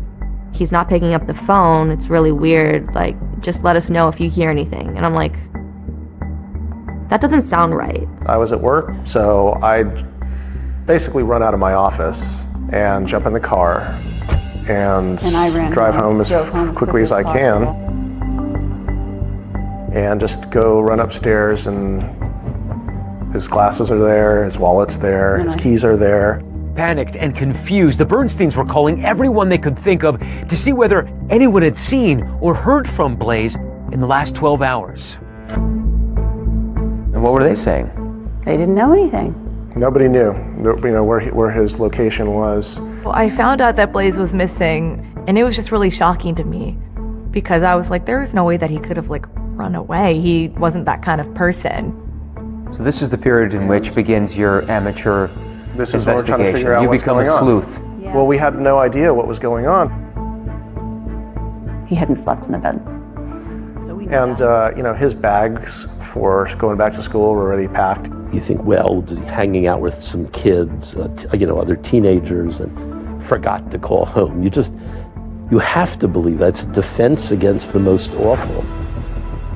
When it became dark outside, I think that's when we started to really be super concerned. One of the first things the Bernsteins thought of is using the Find My app, which allows users to share their location with others. So did you have a follow my friend on the iPhone? Yes, we did. We had that, and I saw that the location services were turned off. So we called the sheriff's department. They came and they were really downplaying it, like, oh, 19-year-olds, they run away sometimes, but they'll be back. He was adamant that 100% of the time that these kids are out on a booty call or doing something with, he told me. We explained that there were some, unique circumstances with regards to, his personal belongings still being here. And so they offered to do a missing persons report. So a kid disappears without his glasses, his wallet, or his keys. There are people who actually told me about it just in the couple of days after he went missing, who suggested that maybe this was suicide. Did you ever contemplate that? Never. Not even close. He was so happy. He was in a great place. He was in one of the best places I had ever seen him before. That week, he was so happy. He was so excited to go back to school. He was so excited to just have the rest of his life. And so at that point, there was no doubt in my mind, he would never have done that. Gideon and Jeannie confirmed with Verizon that Blaze hadn't made any recent phone calls. A quick check of his computer revealed no exchanges on iMessage or Facebook DMs. And so with virtually no solid information to go on, the Bernsteins, along with help from their 14-year-old daughter, Bowie, began dipping deeper into Blaze's social media. We would not have been able to figure it out without the help of kids his age that he grew up with. and our daughter, yes. I told my parents, I'm like, I can try and help you find everything that you need. I'm really good with Snapchat. I knew the names of a lot of his friends, so I was able to text them and ask them if they knew what was going on. And that's when the whole evening changed. Yeah. When they said, well, what about Snapchat? That's when the light bulb went on. I mean, we were exhausted, but I said, okay, let's try and figure out how to get in. Snapchat is a free mobile messaging application used to share photos, videos, texts. But what's different about the app is that whatever is shared, including text messages, disappears from the recipient's screen after just a few seconds. We were lucky because we knew his username because he was connected with our daughter. And the password ended up being one of the ones that we had on our iCloud keychain. So we typed the username, and then we tried that password in, and boom, we're in. Still, getting into Blaze's Snapchat account was only half the battle. Yes, it might contain a critical record of who Blaze may have been in contact with the night he disappeared, but as the Bernsteins discovered, simply viewing the message might also trigger it to vanish. At the time, Snapchat worked. If you sent a message, it could only be saved if you purposefully saved it, and it could be deleted by the person who sent it, and it only lasts 24 hours if you don't save it. And there were so many other pitfalls with this. I mean, if you take a screenshot of these communications because you think you're saving them, well, that alerts the person that sent it to you. The sender gets an alert. So if you're dealing with a situation like this, you don't want the person who you're hunting to know that you're onto them. What you're describing is basically dealing with this digital nitroglycerin that at Yes. any moment Yes, absolutely. could just blow up in your faces. And this is the most important thing in your lives right now. I had my daughter next to me, and I said, okay, I need you to save, because I know there's a way that you can save it, but I didn't really know how. What time is it by now? I don't know, it's like close to 10 o'clock at night, like 9:30, 10 o'clock. And we saw that Blaze gave our address out to somebody. Did you know who? We didn't know at the time who it was. We saw the name. I had absolutely no idea who he was. I was so happy that there was somebody who we could talk to that could just help us find my brother. Bernsteins didn't know the person Blaze sent his address to, but in the hours ahead, the discovery of that person's identity would turn the desperate search for their son upside down.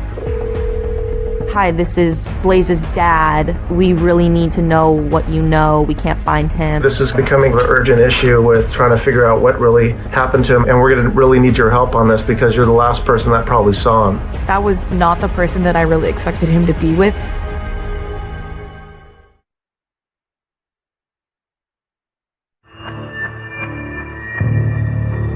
Who leaves their house without any of their items, at night and doesn't show back up again? This isn't just anybody. This Right. is an Ivy League college student with his whole life in front of him. Right. A beautiful life waiting for him. Hours had passed since anyone had heard or seen Blaze. Did he run away? Was he injured? Had he been abducted? There was no sign of him anywhere. Now, as darkness fell, there was finally a glimmer of hope. We wanted to make sure that if there was any chance that Blaze was still alive, that we took it. I wanted to ensure that not 1 second was wasted. And the Bernsteins discovered something else. It was a final text message sent to Blaze at 3 p.m. from his best friend. Hey, I'm really worried about you. Please text me. There was no reply. The Bernsteins frantically reached out to that best friend, who told them Blaze did exchange messages with someone else overnight.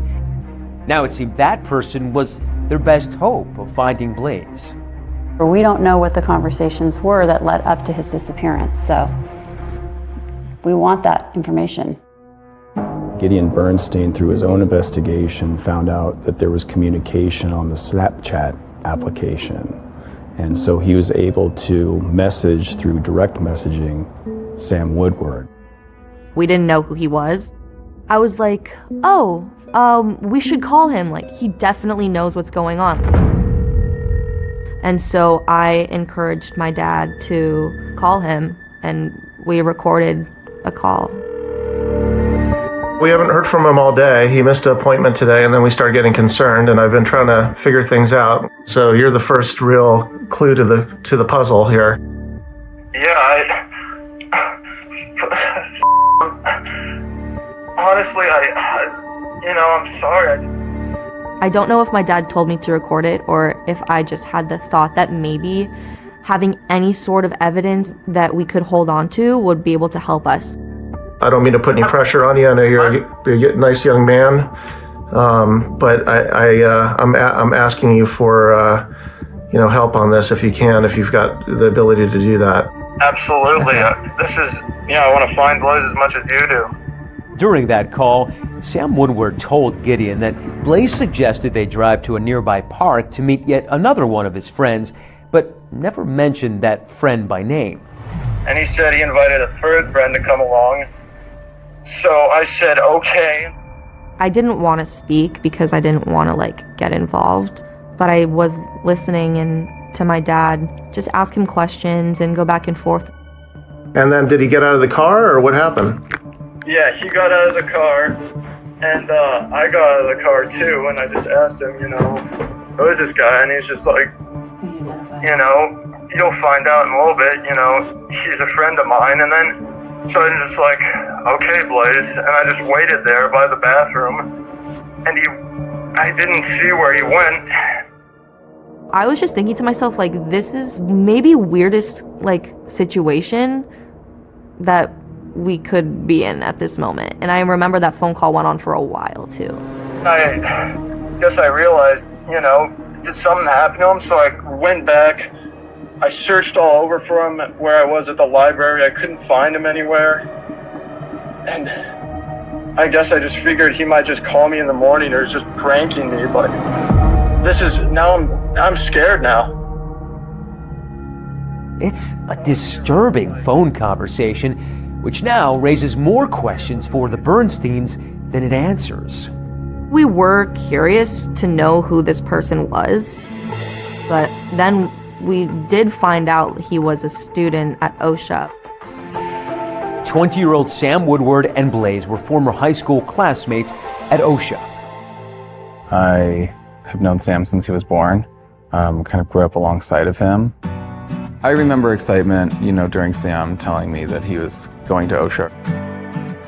Woodward grew up only 30 minutes away in the wealthy coastal town of Newport Beach. Sam was joyful. He was a really happy, special kid. He lived in this house with his parents and a brother who by all accounts were devout Catholics and attended church regularly. Everything we did, all the families we spent time with, were from our church. I did teach Sam Woodward in acting for the camera in his 10th grade, and I had him for the one semester. For 10 years, Phil Schwadron taught drama and directing for grades 9 through 11 at OSHA. He was definitely serious. He didn't crack jokes, didn't laugh a lot, as to my memory. Sam went to OSHA with me from 7th grade to 10th grade. I would say that he did not necessarily fit into the general OSHA artsy vibe. We came back for what would have been Sam's 11th grade year, and I said, who have I got this year? And my boss said, yeah, you're going to get them all back except one left the school. Who left the school? Sam Woodward left the school. I wasn't really surprised that he left. I kind of just thought that he left because he just didn't like it there. After leaving OSHA, Sam enrolled in Corona Del Mar High School. During that time, he became an Eagle Scout, graduating in 2016. Now, 2 years later, nothing seemed to explain how or why this unlikely pair with seemingly nothing in common ended up together in this park. And now, one safely home, the other nowhere to be found. So now you have this critical piece of information. Yeah. Do we immediately call the sheriffs and say, Yes. we have something? Yes, we did. Yep, right away. And what's their response?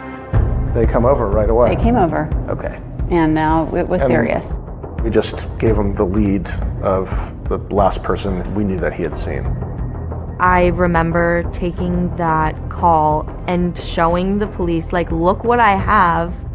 We talked to somebody who said that they know where my brother is. When I first saw the missing persons report and I was reading the details, some of those details definitely stuck out.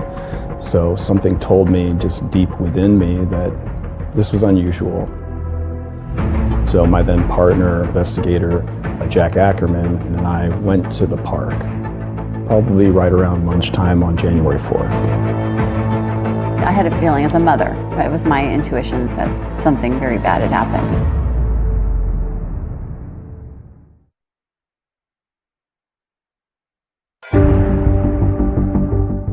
On January 3rd, 2018, the day Blaze Bernstein's family realized he was missing, Blaze's sister Bowie recorded a phone call between her father and 20-year-old Sam Woodward, a former high school classmate who says he was one of two people with Blaze the night he disappeared.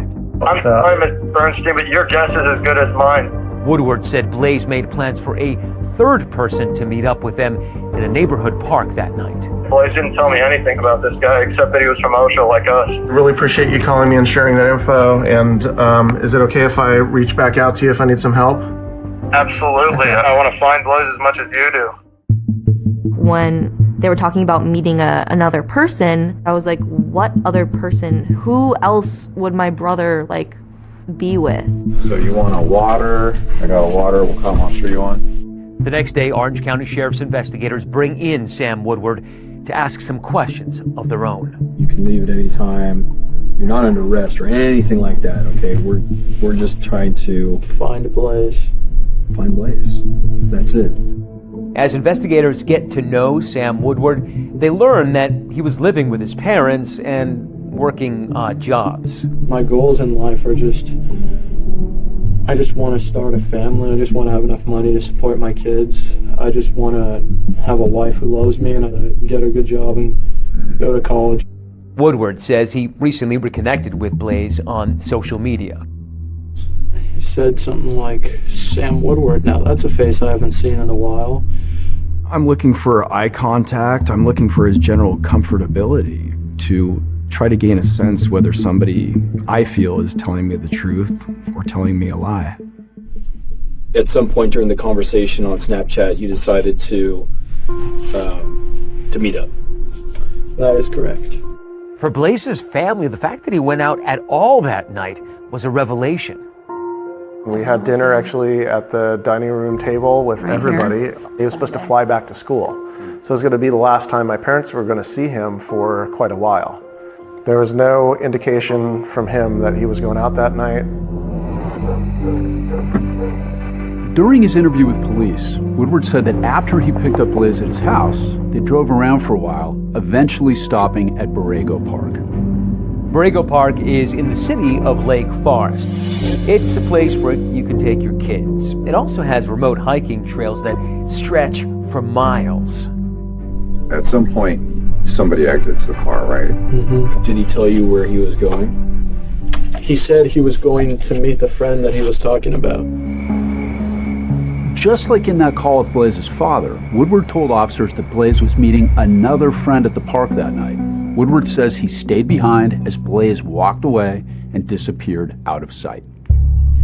At one point, I heard voices raised in the distance somewhere, but I mean, that happens to my neighborhood all the time. You hear like girls screaming like and all that, and so I didn't really pay much mind to it. I wanted him to feel comfortable talking to me, and he was.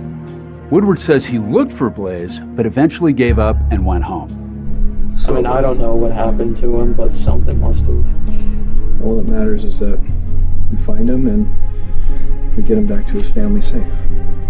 Yeah, absolutely. Especially her talking to his parents, because his parents are really nice people. After several hours of questioning, Sam Woodward left.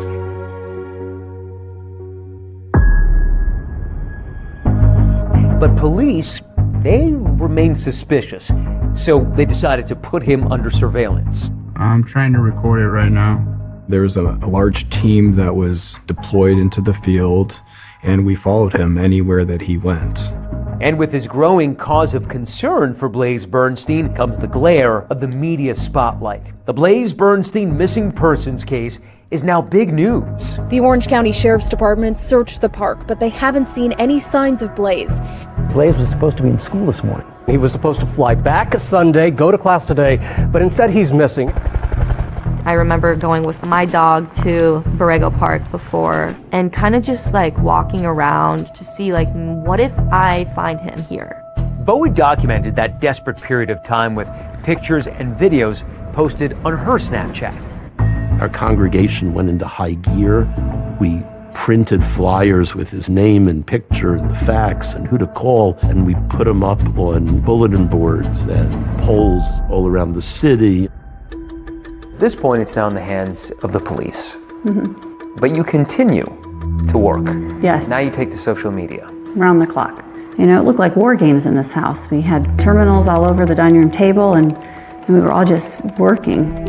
There was an immediate firestorm of attention to this case. We were absolutely inundated with tips from the public. There were hundreds within the first week, and then that grew exponentially. Some of our contacts were friends with some of the celebrities that were willing to post it on their social media.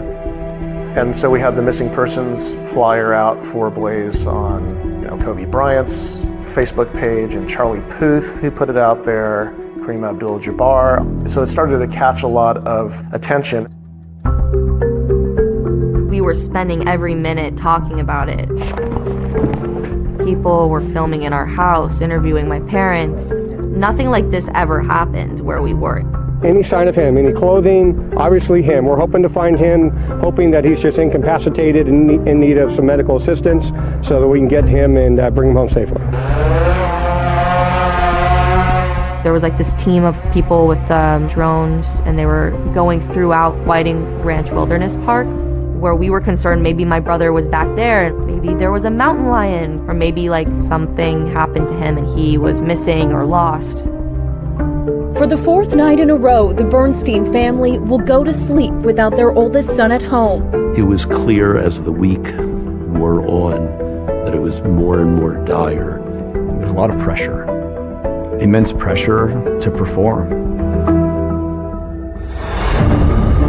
Then, on January 9th, with Blaze missing for 7 days now, a discovery which upends the case. Jack and I were teamed up. Jack said, "Dylan." You heard it in his voice. I could hear it in his voice.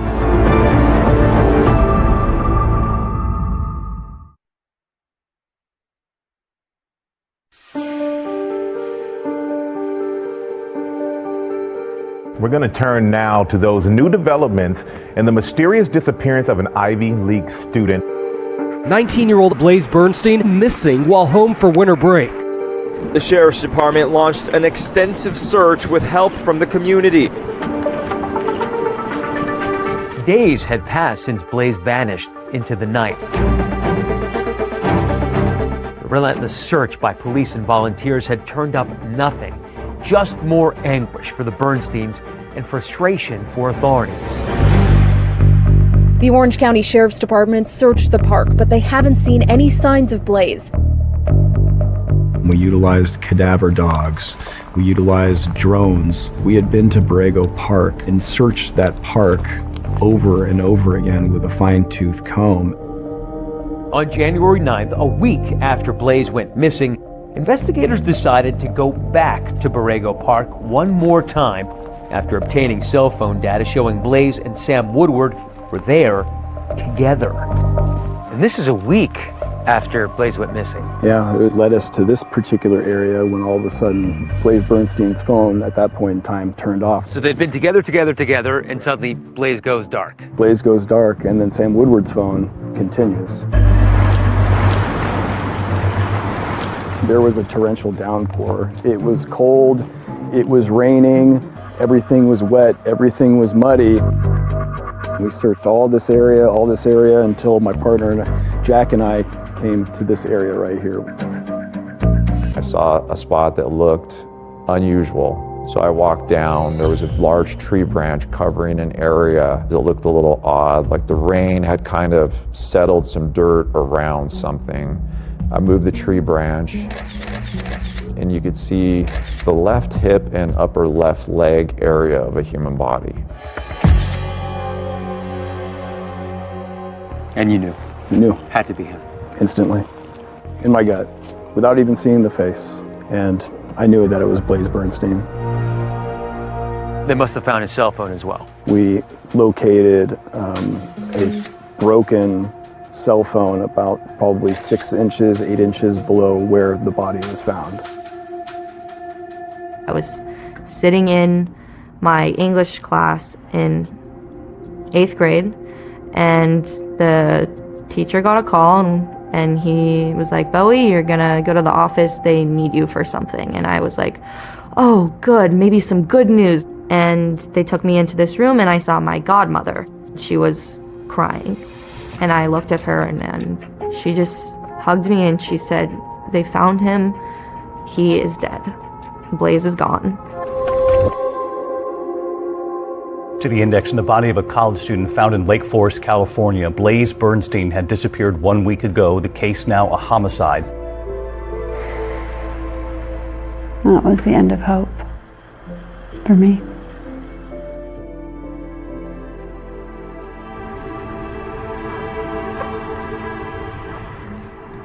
We started off this journey over a week ago, looking for our son. and asking for everyone to help us find Blaze Bernstein. And we just have learned that they have positively identified our son Blaze's body today. I just felt so numb, like nothing that had happened in my life had mattered anymore. And then when I got home, my dad was just like, he was just defeated, but he just said, like, it's gonna be okay. Like, we have each other, it's gonna be okay. Sorry.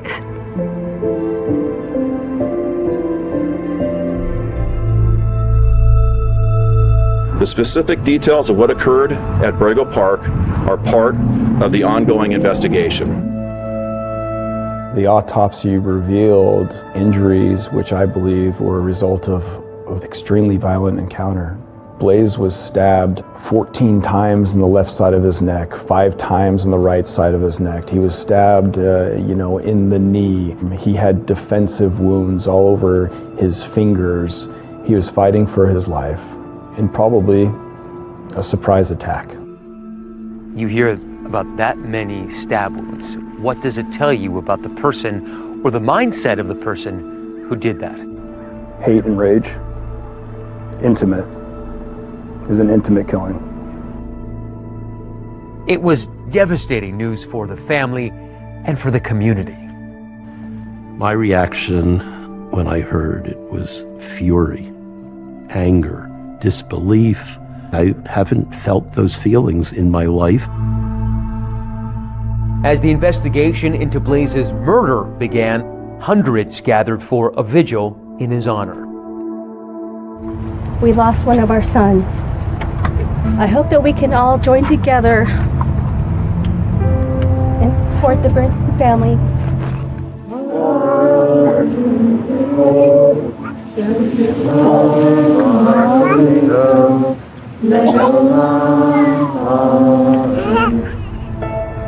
The funeral was incredibly painful.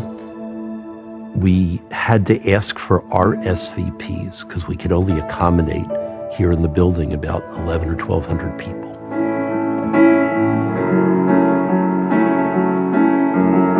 And then there was a public service at the largest space we have in Orange County a few weeks after the funeral, 3,000 seats, and that was full.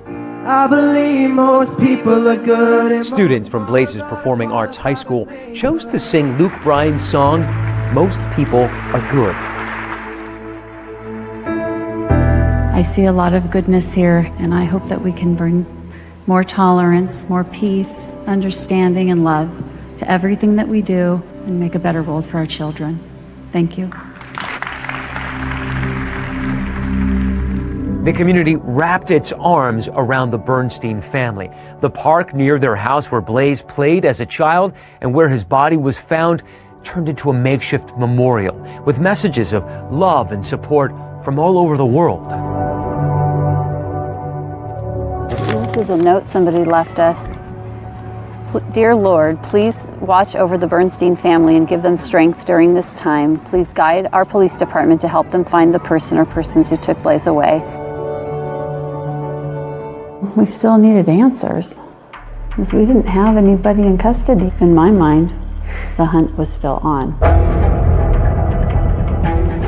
But for investigators, the hunt would become far more complex because they've discovered that the night of the murder, Blaze's best friend received a text message from Blaze's phone saying, quote, I did something really horrible for the story, but also no one can ever know, end quote. Blaze's friend responds, what story?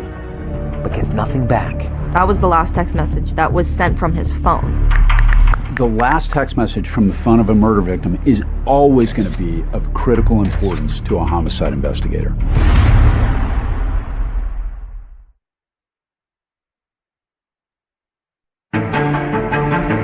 We are 6.5 years since my son was killed. Blaze is ready. Blaze the trail. We are all going through our own personal hell right now.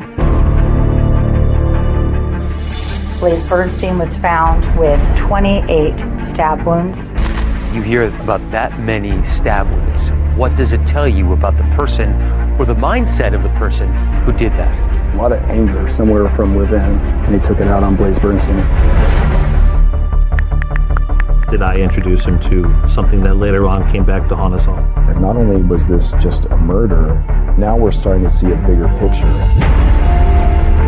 What do you make of the fact that it's very possible that a neo-Nazi killed Blaze in the United States?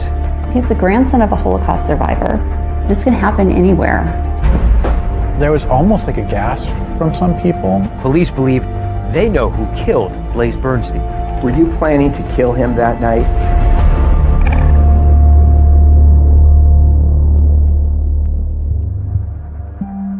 I hope that we can all join together and support the Bernstein family. We're hoping for better results, but yesterday afternoon, sheriff's investigators did find the body of Blaze Bernstein. 19-year-old Blaze Bernstein was first reported missing by his family on January 3rd, 2018. But after a week-long search, he was found dead in a park near his parents' Orange County, California home. As this investigation moves from search and rescue to a homicide investigation, we ask for your continued support in providing tips and information to the Orange County Sheriff's Department. As investigators search for answers about who had killed Blaze and why, his parents Jeannie and Gideon flew east to Philadelphia to begin a grim task: cleaning out Blaze's apartment on the campus of the University of Pennsylvania. The grief-stricken Bernstein family invited us to go with them for this emotional and difficult journey. This is the apartment building that my son moved into. He's on. Let's first look at his mail. 5 days before he came home to California. It's been hard especially for Jeannie, to come here, having to go and, basically clean up your child's life after they're gone.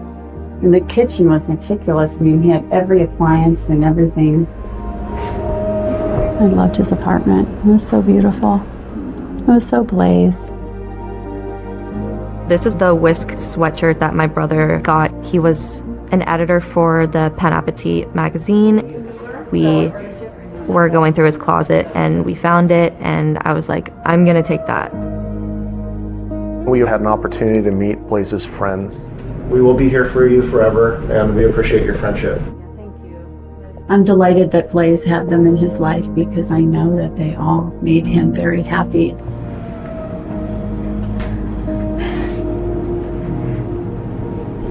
He would have loved this.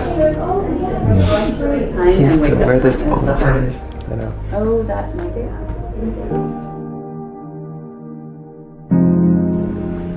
Blaze was someone that you can trust with anything, and I trusted him with my life. It was apparent that Blaze was figuring out himself, whether it be religion or sexuality or experience. At what point as parents did you realize that Blaze was gay? I had an idea about it when he was probably early high school. I saw something on a phone or that he didn't want me to see, and it kind of confirmed a suspicion that I had, and I think he knew that I had seen it. We actually had a conversation while he was back at college, and he was telling us essentially, yeah, I am gay, but I just don't want to talk about it. Did people at school know? Was he? I think so, yeah. Yeah, I think his friends knew at school. Because Blaze was so open about his sexuality with me, I feel like that definitely gave him a better foundation. So if he was to go to his parents and his family and open up about that part of his life, he would have known that we were all there for him. You noticed that too? I took a picture of it. In the mirror. As the mother of a gay man, I am proud to be that. Blaze is ready. Blaze the trail. You feel like, like an artist that you have spent your lifetime sculpting this amazing piece of artwork, and then it gets destroyed. And so here we are. Our artwork is gone.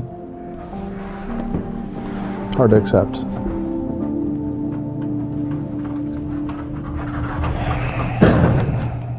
Back home in California, the investigation continued, and the focus remained on Blaze's former high school classmate, Sam Woodward, the person who admitted to driving with him to Borrego Park. We have interviewed that friend several times. That person is not in custody, and we are not prepared to comment on a persons of interest at this time. When Orange County Sheriff's investigator Dylan Jansen first spoke with Woodward the day after Blaze was reported missing, he says Woodward seemed nervous and told different versions of where at Borrego Park he and Blaze went that night. And Jansen says Woodward had what appeared to be injuries on his hands. Those cuts in your hands, they look pretty gnarly. I mean, how do you think you got those from the fight club? Sam said he was involved with a fight club. He said that he sustained these cuts to his hands after somebody was clawing at him during one of the fights. When I swung at him, I kind of fell on my ass.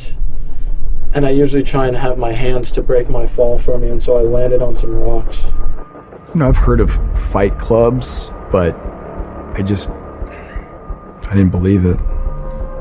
Anytime that Sam Woodward was walking around the station, when he touched the doorknobs, he would cover his hands with the sleeves of his sweatshirt. Is he attempting to cover up fingerprints? Is he attempting to cover up DNA? It was definitely something that stood out. Nearly a week after that interview with police, when Blaze's body was found, investigators went looking for Sam Woodward once again. Investigators said that when they searched Woodward's bedroom, there was some damning evidence. They found a knife with blood on the handle and on the tip of the blade. They also found bloodstains on a sleeping bag outside his window and on the driver's side of his car. The knife that was found in Sam Woodward's room, the areas of the vehicle that had apparent blood in it, the sleeping bag that was found on the side of Sam Woodward's home, they were all tested for DNA, and those results concluded to be the blood from Blaze Bernstein. With this new evidence, police are now ready to make an arrest. Under arrest, 20-year-old Samuel Lincoln Woodward suspected of killing Blaze Bernstein. Police say DNA evidence led them to arrest the 19-year-old's former high school classmate. I remember thinking to myself, that's the guy that was on the phone. I want to find Blaze as much as you do. At the time, I thought, I wonder what my brother was thinking before he died. I wonder if he was in pain, or I wonder if he could have saved himself. And I think once Sam was arrested, I knew my brother didn't have a chance. But something authorities were playing pretty close to the vest was motive. Why would Sam Woodward want to kill Blaze Bernstein? As the days unfolded, investigators would confront a possibility they hadn't even originally contemplated. Not only was this murder, we're starting to see a bigger picture. It was absolutely shocking.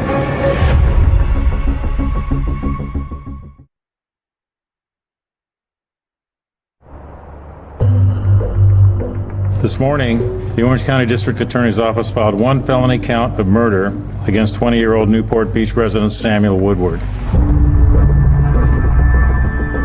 Before joining ABC News, I spent 26 years as a deputy district attorney in the Orange County DA's office, and for a time, I was one of the prosecutors consulting on this case. Sam Woodward was taken into custody 10 days after Blaze went missing and 3 days after his body was found. There was the victim's DNA on property that was in the control of the defendant. Well, I remember that moment well. I was sitting in my room. I think I was watching it on television, and I just thought to myself, it's finally happened. Now what? With the knowledge of how Blaze was murdered, now an excruciating reality for the Bernsteins, the focus turned to why. Blaze was stabbed nearly 20 times in the neck. Using a knife to kill is particularly violent because you have to be up so close. That many wounds says this was likely a crime of rage or of passion, more personal than your typical murder. So as a prosecutor, my next question would be, who is Sam Woodward and what was his relationship with Blaze? I had no clue why Blaze would be meeting with Sam. You know, they were never really friends in school. I just know that everybody else got bad vibes from him. Woodward grew up in Newport Beach, the wealthy suburb south of LA in Orange County. He was a Cub Scout, an Eagle Scout, and as we know, Woodward spent part of his high school years at OSHA, the same elite art school where Blaze had also been a student.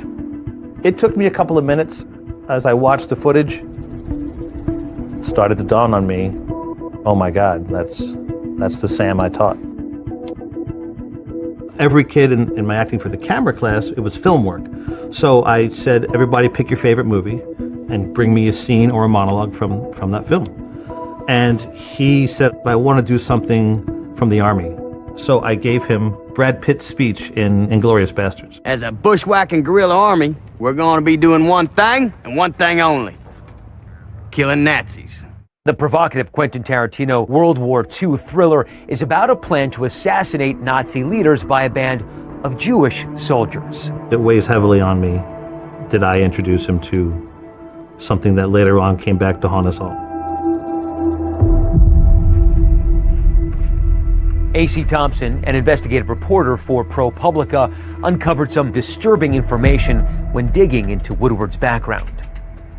When I started reporting on Sam Woodward, what really stuck out to me was this. Sam Woodward was a member of the Atomwaffen Division, which was a neo-Nazi terrorist group that aimed to bring down the U.S. government and incite a race war. Race war now! Atomwaffen posted violent propaganda videos online to spread a message of hate and to help recruit new members. The Atomwaffen Division was a neo-Nazi group that existed from about 2015 to 2020. They were inspired by Charles Manson. They were also inspired by Tim McVeigh, the Oklahoma City bomber. They weren't interested in protests or marching in the streets. They wanted to kill people. That organization was hell-bent on destroying America within, taking down the system. My reporting team and I got access to thousands and thousands of private chat messages that were between members of the Atomwaffen group. Sam Woodward was one of the people in these chats. Writing in the chats under the alias Saboteur, Woodward spewed anti-Semitic, anti-gay, misogynist hate. When we executed the search warrants on several electronic devices, including computers and cell phones and laptops, there were thousands of images of white supremacist propaganda and hundreds of images to include the Atomwaffen Division. But Woodward's interest in Atomwaffen apparently went beyond just talk in a chat room. Also found on Sam Woodward's devices was a picture with James Mason. He's a neo-Nazi whose writings Atomwaffen members describe as a main influence on the group, along with a photo of Woodward in a skull mask giving the Nazi salute. Now we're starting to see a bigger picture. Not only was this just a murder, there's a high probability that Sam Woodward killed Blaze Bernstein because he was homosexual, possibly because he was Jewish, or a combination of both. I'm here to announce the Orange County District Attorney's Office will file an amended complaint, a hate crime enhancement accusing Woodward of intentionally committing first-degree murder, due in whole or in part to Blaze's sexual orientation. We will prove that Woodward killed Blaze because Blaze is gay. What do you make of the fact that it's very possible that a neo-Nazi killed Blaze in the United States? Yeah, if that's the case, that's going to be the biggest tragedy of this story. He's the grandson of a Holocaust survivor. This can happen anywhere. You aren't safe from this type of hate. But something else that's still not adding up, how were Blaze Bernstein and Sam Woodward connected? They were both from Orange County, but Blaze, a young gay Jewish man, and Woodward, a member of a neo-Nazi group, seemed to have nothing else in common. Why were they together that night in the first place? Sam Woodward would have his day in court with a stunning new look and a surprising defense.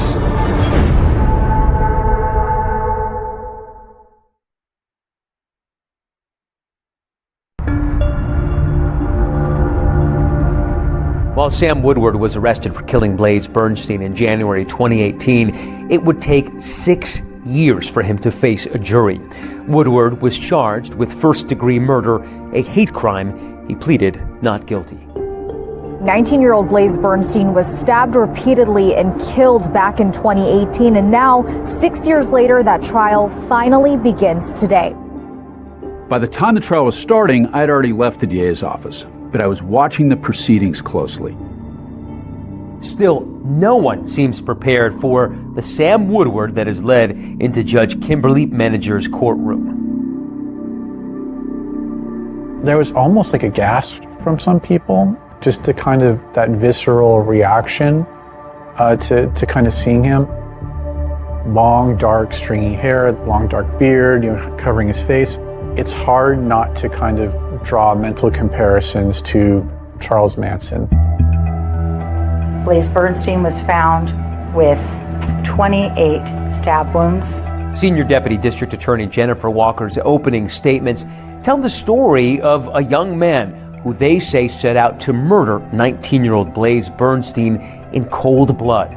That hate crime charge, she explains, that was brought because prosecutors believed the evidence showed Sam Woodward murdered Blaze because he was gay, but not because he was Jewish.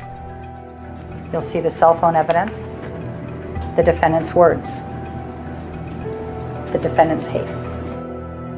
But in his opening statements, defense attorney Ken Morrison did something we definitely don't see every day by making a stunning admission. My client, Sam Woodward, was responsible for that death.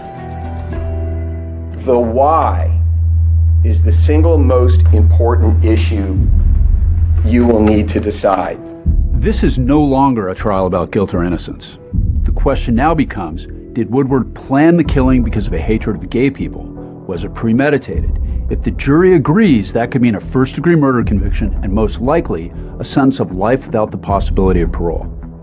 Morrison argues for a lesser charge of voluntary manslaughter and an acquittal of the hate crime allegation, which would result in a reduced sentence and a chance for parole.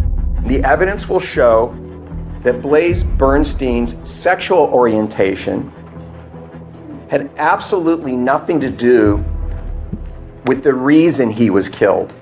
Jennifer Walker calls her first witnesses, Blaze Bernstein's parents. Gideon Bernstein now faces down the man who killed his son as he recounts the painful moments when the family first realized that Blaze was missing. You remember where you were when you got the phone call? I do remember that, yes. And why does that stand out in your mind?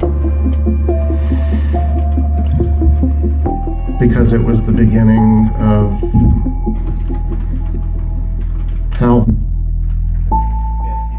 Jennifer Walker then brings an Orange County Sheriff's deputy to the stand to describe what he watched Sam Woodward do on January 5th, 2018, after police decided to put Woodward under surveillance. What did you observe? I observed him what appeared to be cleaning his vehicle, the interior and the exterior.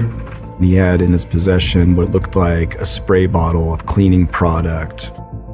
Now scrubbing the driver's side door. It was very strange to us. What was he cleaning?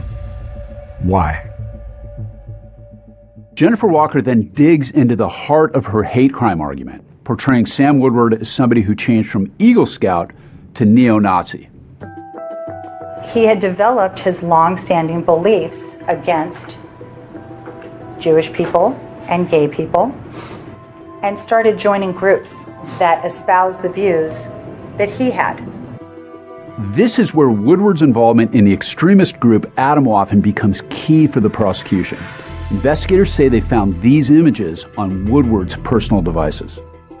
The prosecution calls an ex-member to the stand whose voice has been altered and his face obscured at the request of the court. He's also using an alias. Good morning, Mr. Murphy.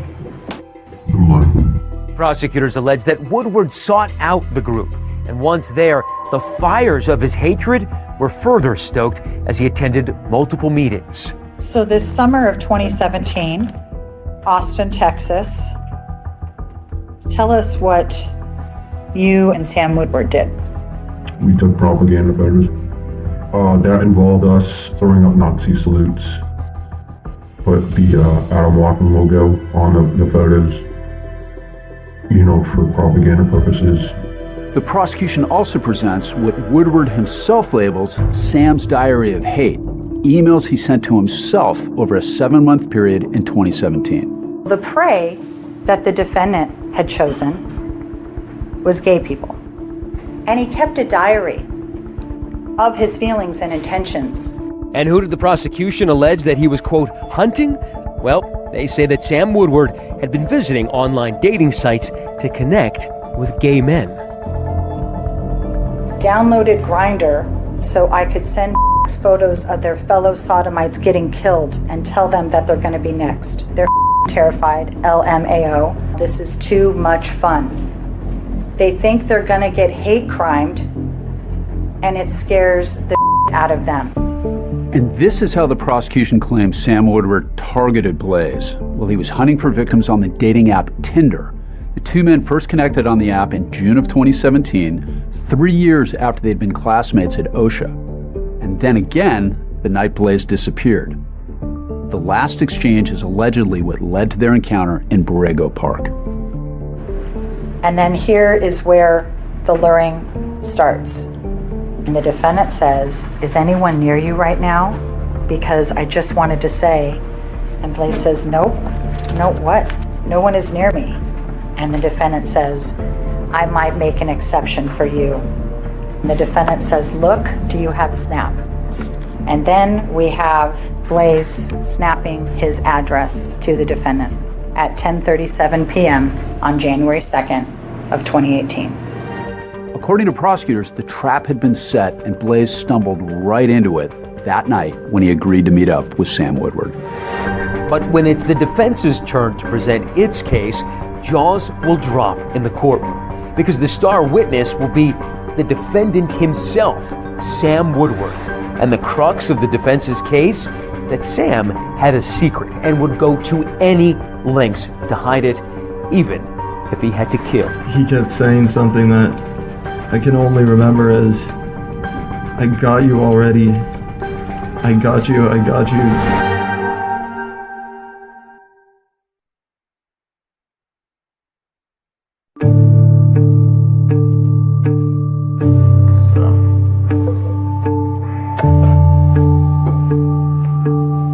Today we're going to another day of court.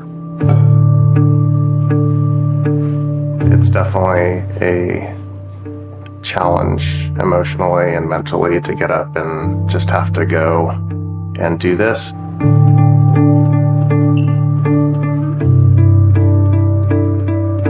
We are 6.5 years since my son was killed. We are all going through our own personal hell right now. The prosecution rested last week, and we're now listening to defense witnesses. Sam Woodward's defense attorney, Ken Morrison, is making his case. Sam did not hate Blaze for any reason. Remember, the defense has acknowledged that 26-year-old Sam Woodward killed Blaze Bernstein, but they insist it was neither a premeditated murder nor a hate crime. You will also hear lots of additional evidence that helps to explain why this homicide was committed. But just as Morrison starts laying out his case, the defense team is dealt a blow. The judge rules that some evidence is inadmissible, including that mysterious last text message sent from Blaze's phone on the night of the murder. "I did something really horrible for the story, but also no one can ever know." The jury then hears how Sam Woodward was diagnosed with autism spectrum disorder, which the defense says hindered his ability to make and maintain friendships and contributed to Sam's acute sense of isolation and loneliness. This helps to explain how starved Sam was for the camaraderie, the brotherhood, and acceptance, and how profoundly vulnerable he was to recruitment into groups like Atomwaffen. The defense claims Sam Woodward's participation in Atomwaffen wasn't as much about ideology as it was about connecting with others and just having a good time. Morrison calls former Atomwaffen member Tyler Wiesing to the stand. So would you characterize the camp as very serious in terms of the ideology, goals, training, that sort of thing? That was the intent and the image. In the reality, it was a bunch of people getting drunk and not taking things seriously. As for those Tinder messages, well, the prosecution argued that Sam Woodward was online to hunt and terrorize victims. Morrison says that never happened, and he argues that in this case, it was Blaze who pursued Sam. June 15, 2017, Blaze Bernstein saw Sam's profile on Tinder, and Blaze Bernstein initiated the first contact with Sam Woodward, not the other way around. And then Sam says, "Thing is, you're not too shabby looking yourself, Blaze." Blaze says, "Oh, well, thanks, Sam. That's sweet of you." An emoji. Sam says, "Yeah, you're cute, TBH, to be honest." According to the defense, Sam Woodward was repressing his own feelings of homosexuality, which could help explain the reason behind, quote, Sam's diary of hate. He's trying to kind of keep this as like this hidden away part of his life, that these hate diary entries are simply narrative constructs to cover up that part of him should Atomwaffen members get suspicious. Morrison argues that Sam Woodward was tortured by his sexual identity because of what he claims he heard at home. He calls Woodward's mother, Michelle, to the witness stand. Ms. Woodward, was it ever communicated to your children that homosexuality is a sin? Yes. And who communicated that? My husband. The defense calls James Markle to the stand, please. Family friend James Markle tells the court about an incident he says Michelle recounted to him about Sam's father, Blake. Was there any particular word that Michelle Woodward told you that she would hear Blake call Sam? He would say he would say K. But when called to the stand, Sam Woodward's father, Blake, denies using any homophobic slurs. Would you make derogatory remarks about homosexual people in Sam's presence? No.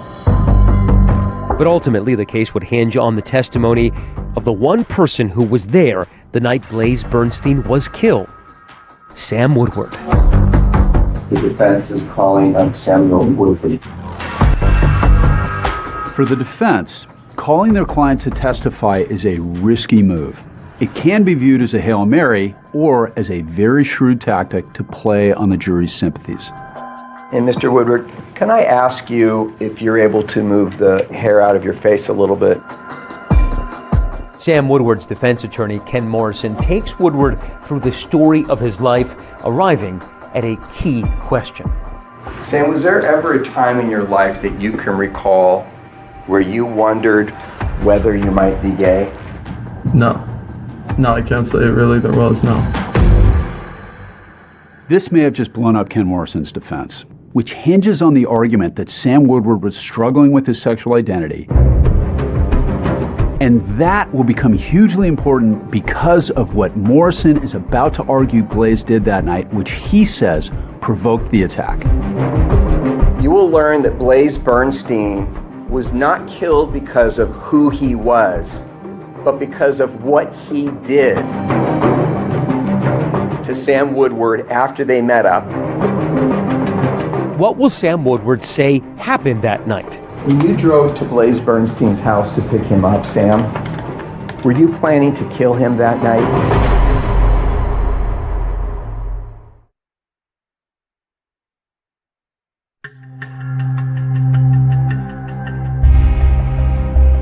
It's day 28 in the trial of Sam Woodward, and defense attorney Ken Morrison is questioning his client about the night that he and Blaze ended up in Borrego Park. I'm pretty sure I said we should hang out at some point, or rather it'd be cool if you wanted to, and right after that, he said to me that he was actually free this night, right now, and at that point, I said, all right, cool. Sam Woodward testifies that after picking up Blaze near his house, the two men eventually arrived at the park. There, on a bench, Woodward claims the night took a dark turn. Woodward said he smoked some marijuana, was starting to kind of get drowsy, kind of nod off, feels something, and opens his eyes. I saw a hand right on my crotch with my pants unbuckled. I looked right up and I saw him, and he had his phone in his hand. He kept saying something that I can only remember as, "I got you already. I got you, I got you, I got you, I got you, hypocrite." I heard him maybe use the word outed in the same sentence. I couldn't exactly remember. If Sam Woodward is to be believed, Blaze was threatening him, and that's what made Woodward snap. What, if anything, did you think he was doing with his cell phone? I thought he might photograph me. I thought he might send text messages. I thought he might be trying to record me. So at any point in time, did you see Blaze actually appear as though he was texting any messages? Yes. Sam Woodward says his fear was that there had been an image or video taken and that his family would learn about it. I grew up in a home with my mother and my father and my brother. Loved them more than I can almost speak about. My father, though, if he'd heard about something like that got out somehow, I couldn't fathom that. Sam Woodward then describes how he says things escalated. I found one of the knives that I had used to open up the container of marijuana. I just kept driving and driving and driving and driving the knife down. When you say driving the knife down, Sam, were you stabbing Blaze? At that point, yes, I was. In an effort to try to dispel any argument that this was a hate crime, Morrison asked Sam Woodward two final questions. When you drove to Blaze Bernstein's house to pick him up, Sam, were you planning to kill him that night? No, not at all. Did you hate him because he was gay? No, not at all. But now, here's where the gamble of putting Woodward on the stand could either pay off or lose big. Okay, so walk me through it, sir. On cross-examination, Jennifer Walker attacks Woodward's credibility. The left side of his neck was closest to you, right? If he's sitting to your right? Everything was a blur. Well, how did you stab him 14 separate times on the left side of his neck when he was sitting right next to you? I can't remember. And how did you stab him 5 separate times on the right side of his neck when he was sitting to your right? I can't remember. After a trial full of fits and starts, spanning almost 3 months, the case goes to the jury. The jury deliberates for about 8 hours. We, the jury, in the above entitled action, find the defendant, Samuel Woodward, guilty of the crime of first-degree murder. It's an emotional moment, even for the court clerk. A felony and violate. Just 1 sec. Sure. I've prosecuted a lot of murder cases, and I can't say I've ever seen a court clerk react like that. We, the jury, in the above entitled action, find it to be true that the defendant, Samuel Woodward, committed hate crime, first-degree murder. We are thrilled with the verdict, which holds Samuel Woodward accountable for the brutal, violent, painful murder of our son. Justice has been served. Thank you. Breaking news now, an emotional afternoon in an Orange County courtroom. The sentencing has just been handed down for the man convicted in the hate crime murder of Blaze Bernstein. This time the court does sentence the defendant to state prison for the term prescribed by law, which is life without the possibility of parole. The jury said that they saw this as a hate crime and that hate was not going to get you anywhere in this world. In the 7 years since Blaze Bernstein's murder, the family of Sam Woodward has never spoken out beyond their court testimony. But the Bernsteins say the Woodwards did leave something for them back in 2018. Have they reached out to you, by the way? Yeah. We found a note under our doormat. What did it say, this note?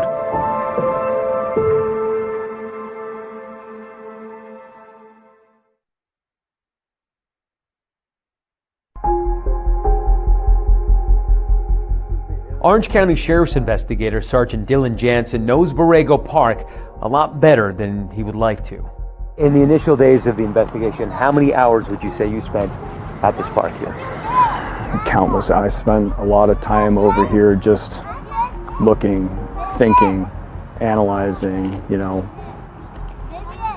what was the truth, what's not the truth. We may never know exactly what happened the night Blaze was murdered, or what that last text message meant. But Sergeant Jansen can answer one question based on the evidence. That cell phone, even though it was damaged, we were able to send it to various companies to restructure the cell phone and extract any and all information on there. Were there any pictures of that night? No.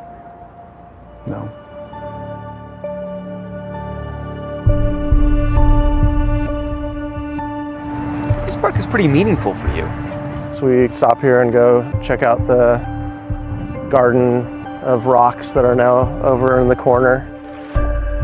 Do you feel that you get a little bit of closure each time you put one more rock down?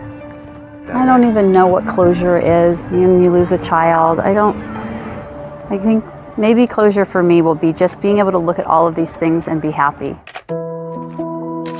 Almost 7 years after I walked in Borrego Park with the Bernsteins, the memorial of painted stones honoring their son has blossomed. Jeannie and Gideon have both moved away from Foothill Ranch, but they tell me they still find solace in this place.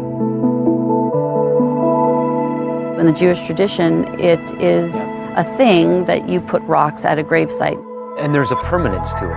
It gives us some feeling of connection to people, the people that will hear our story and understand the importance of eradicating hate in this world. This is about love. Since 2018, the Bernsteins have been building a movement. They call it Blaze It Forward. The Blaze It Forward campaign was based off the idea that as a community, we can make a difference and we can change the way that this world works. We were able to take that in my brother's honor to try and encourage people to just do one good thing every day. They participate in local pride parades, and Jeannie hosts a podcast featuring people doing good in the world. Sam Woodward's parents, Blake and Michelle Woodward, never responded to an interview request with ABC News, but they did write a letter to the court, submitted at sentencing. It reads, in part, "In the past, you could look into Sam's eyes and be surprised at the level of sensitivity and warmth. It's one of his best traits. Now, he's too vulnerable to let you look him in the eyes. He committed a crime, but he is not a person without value, unworthy of respect." Speaking about the Woodward parents, they left a note at your house in 2018, right? They did.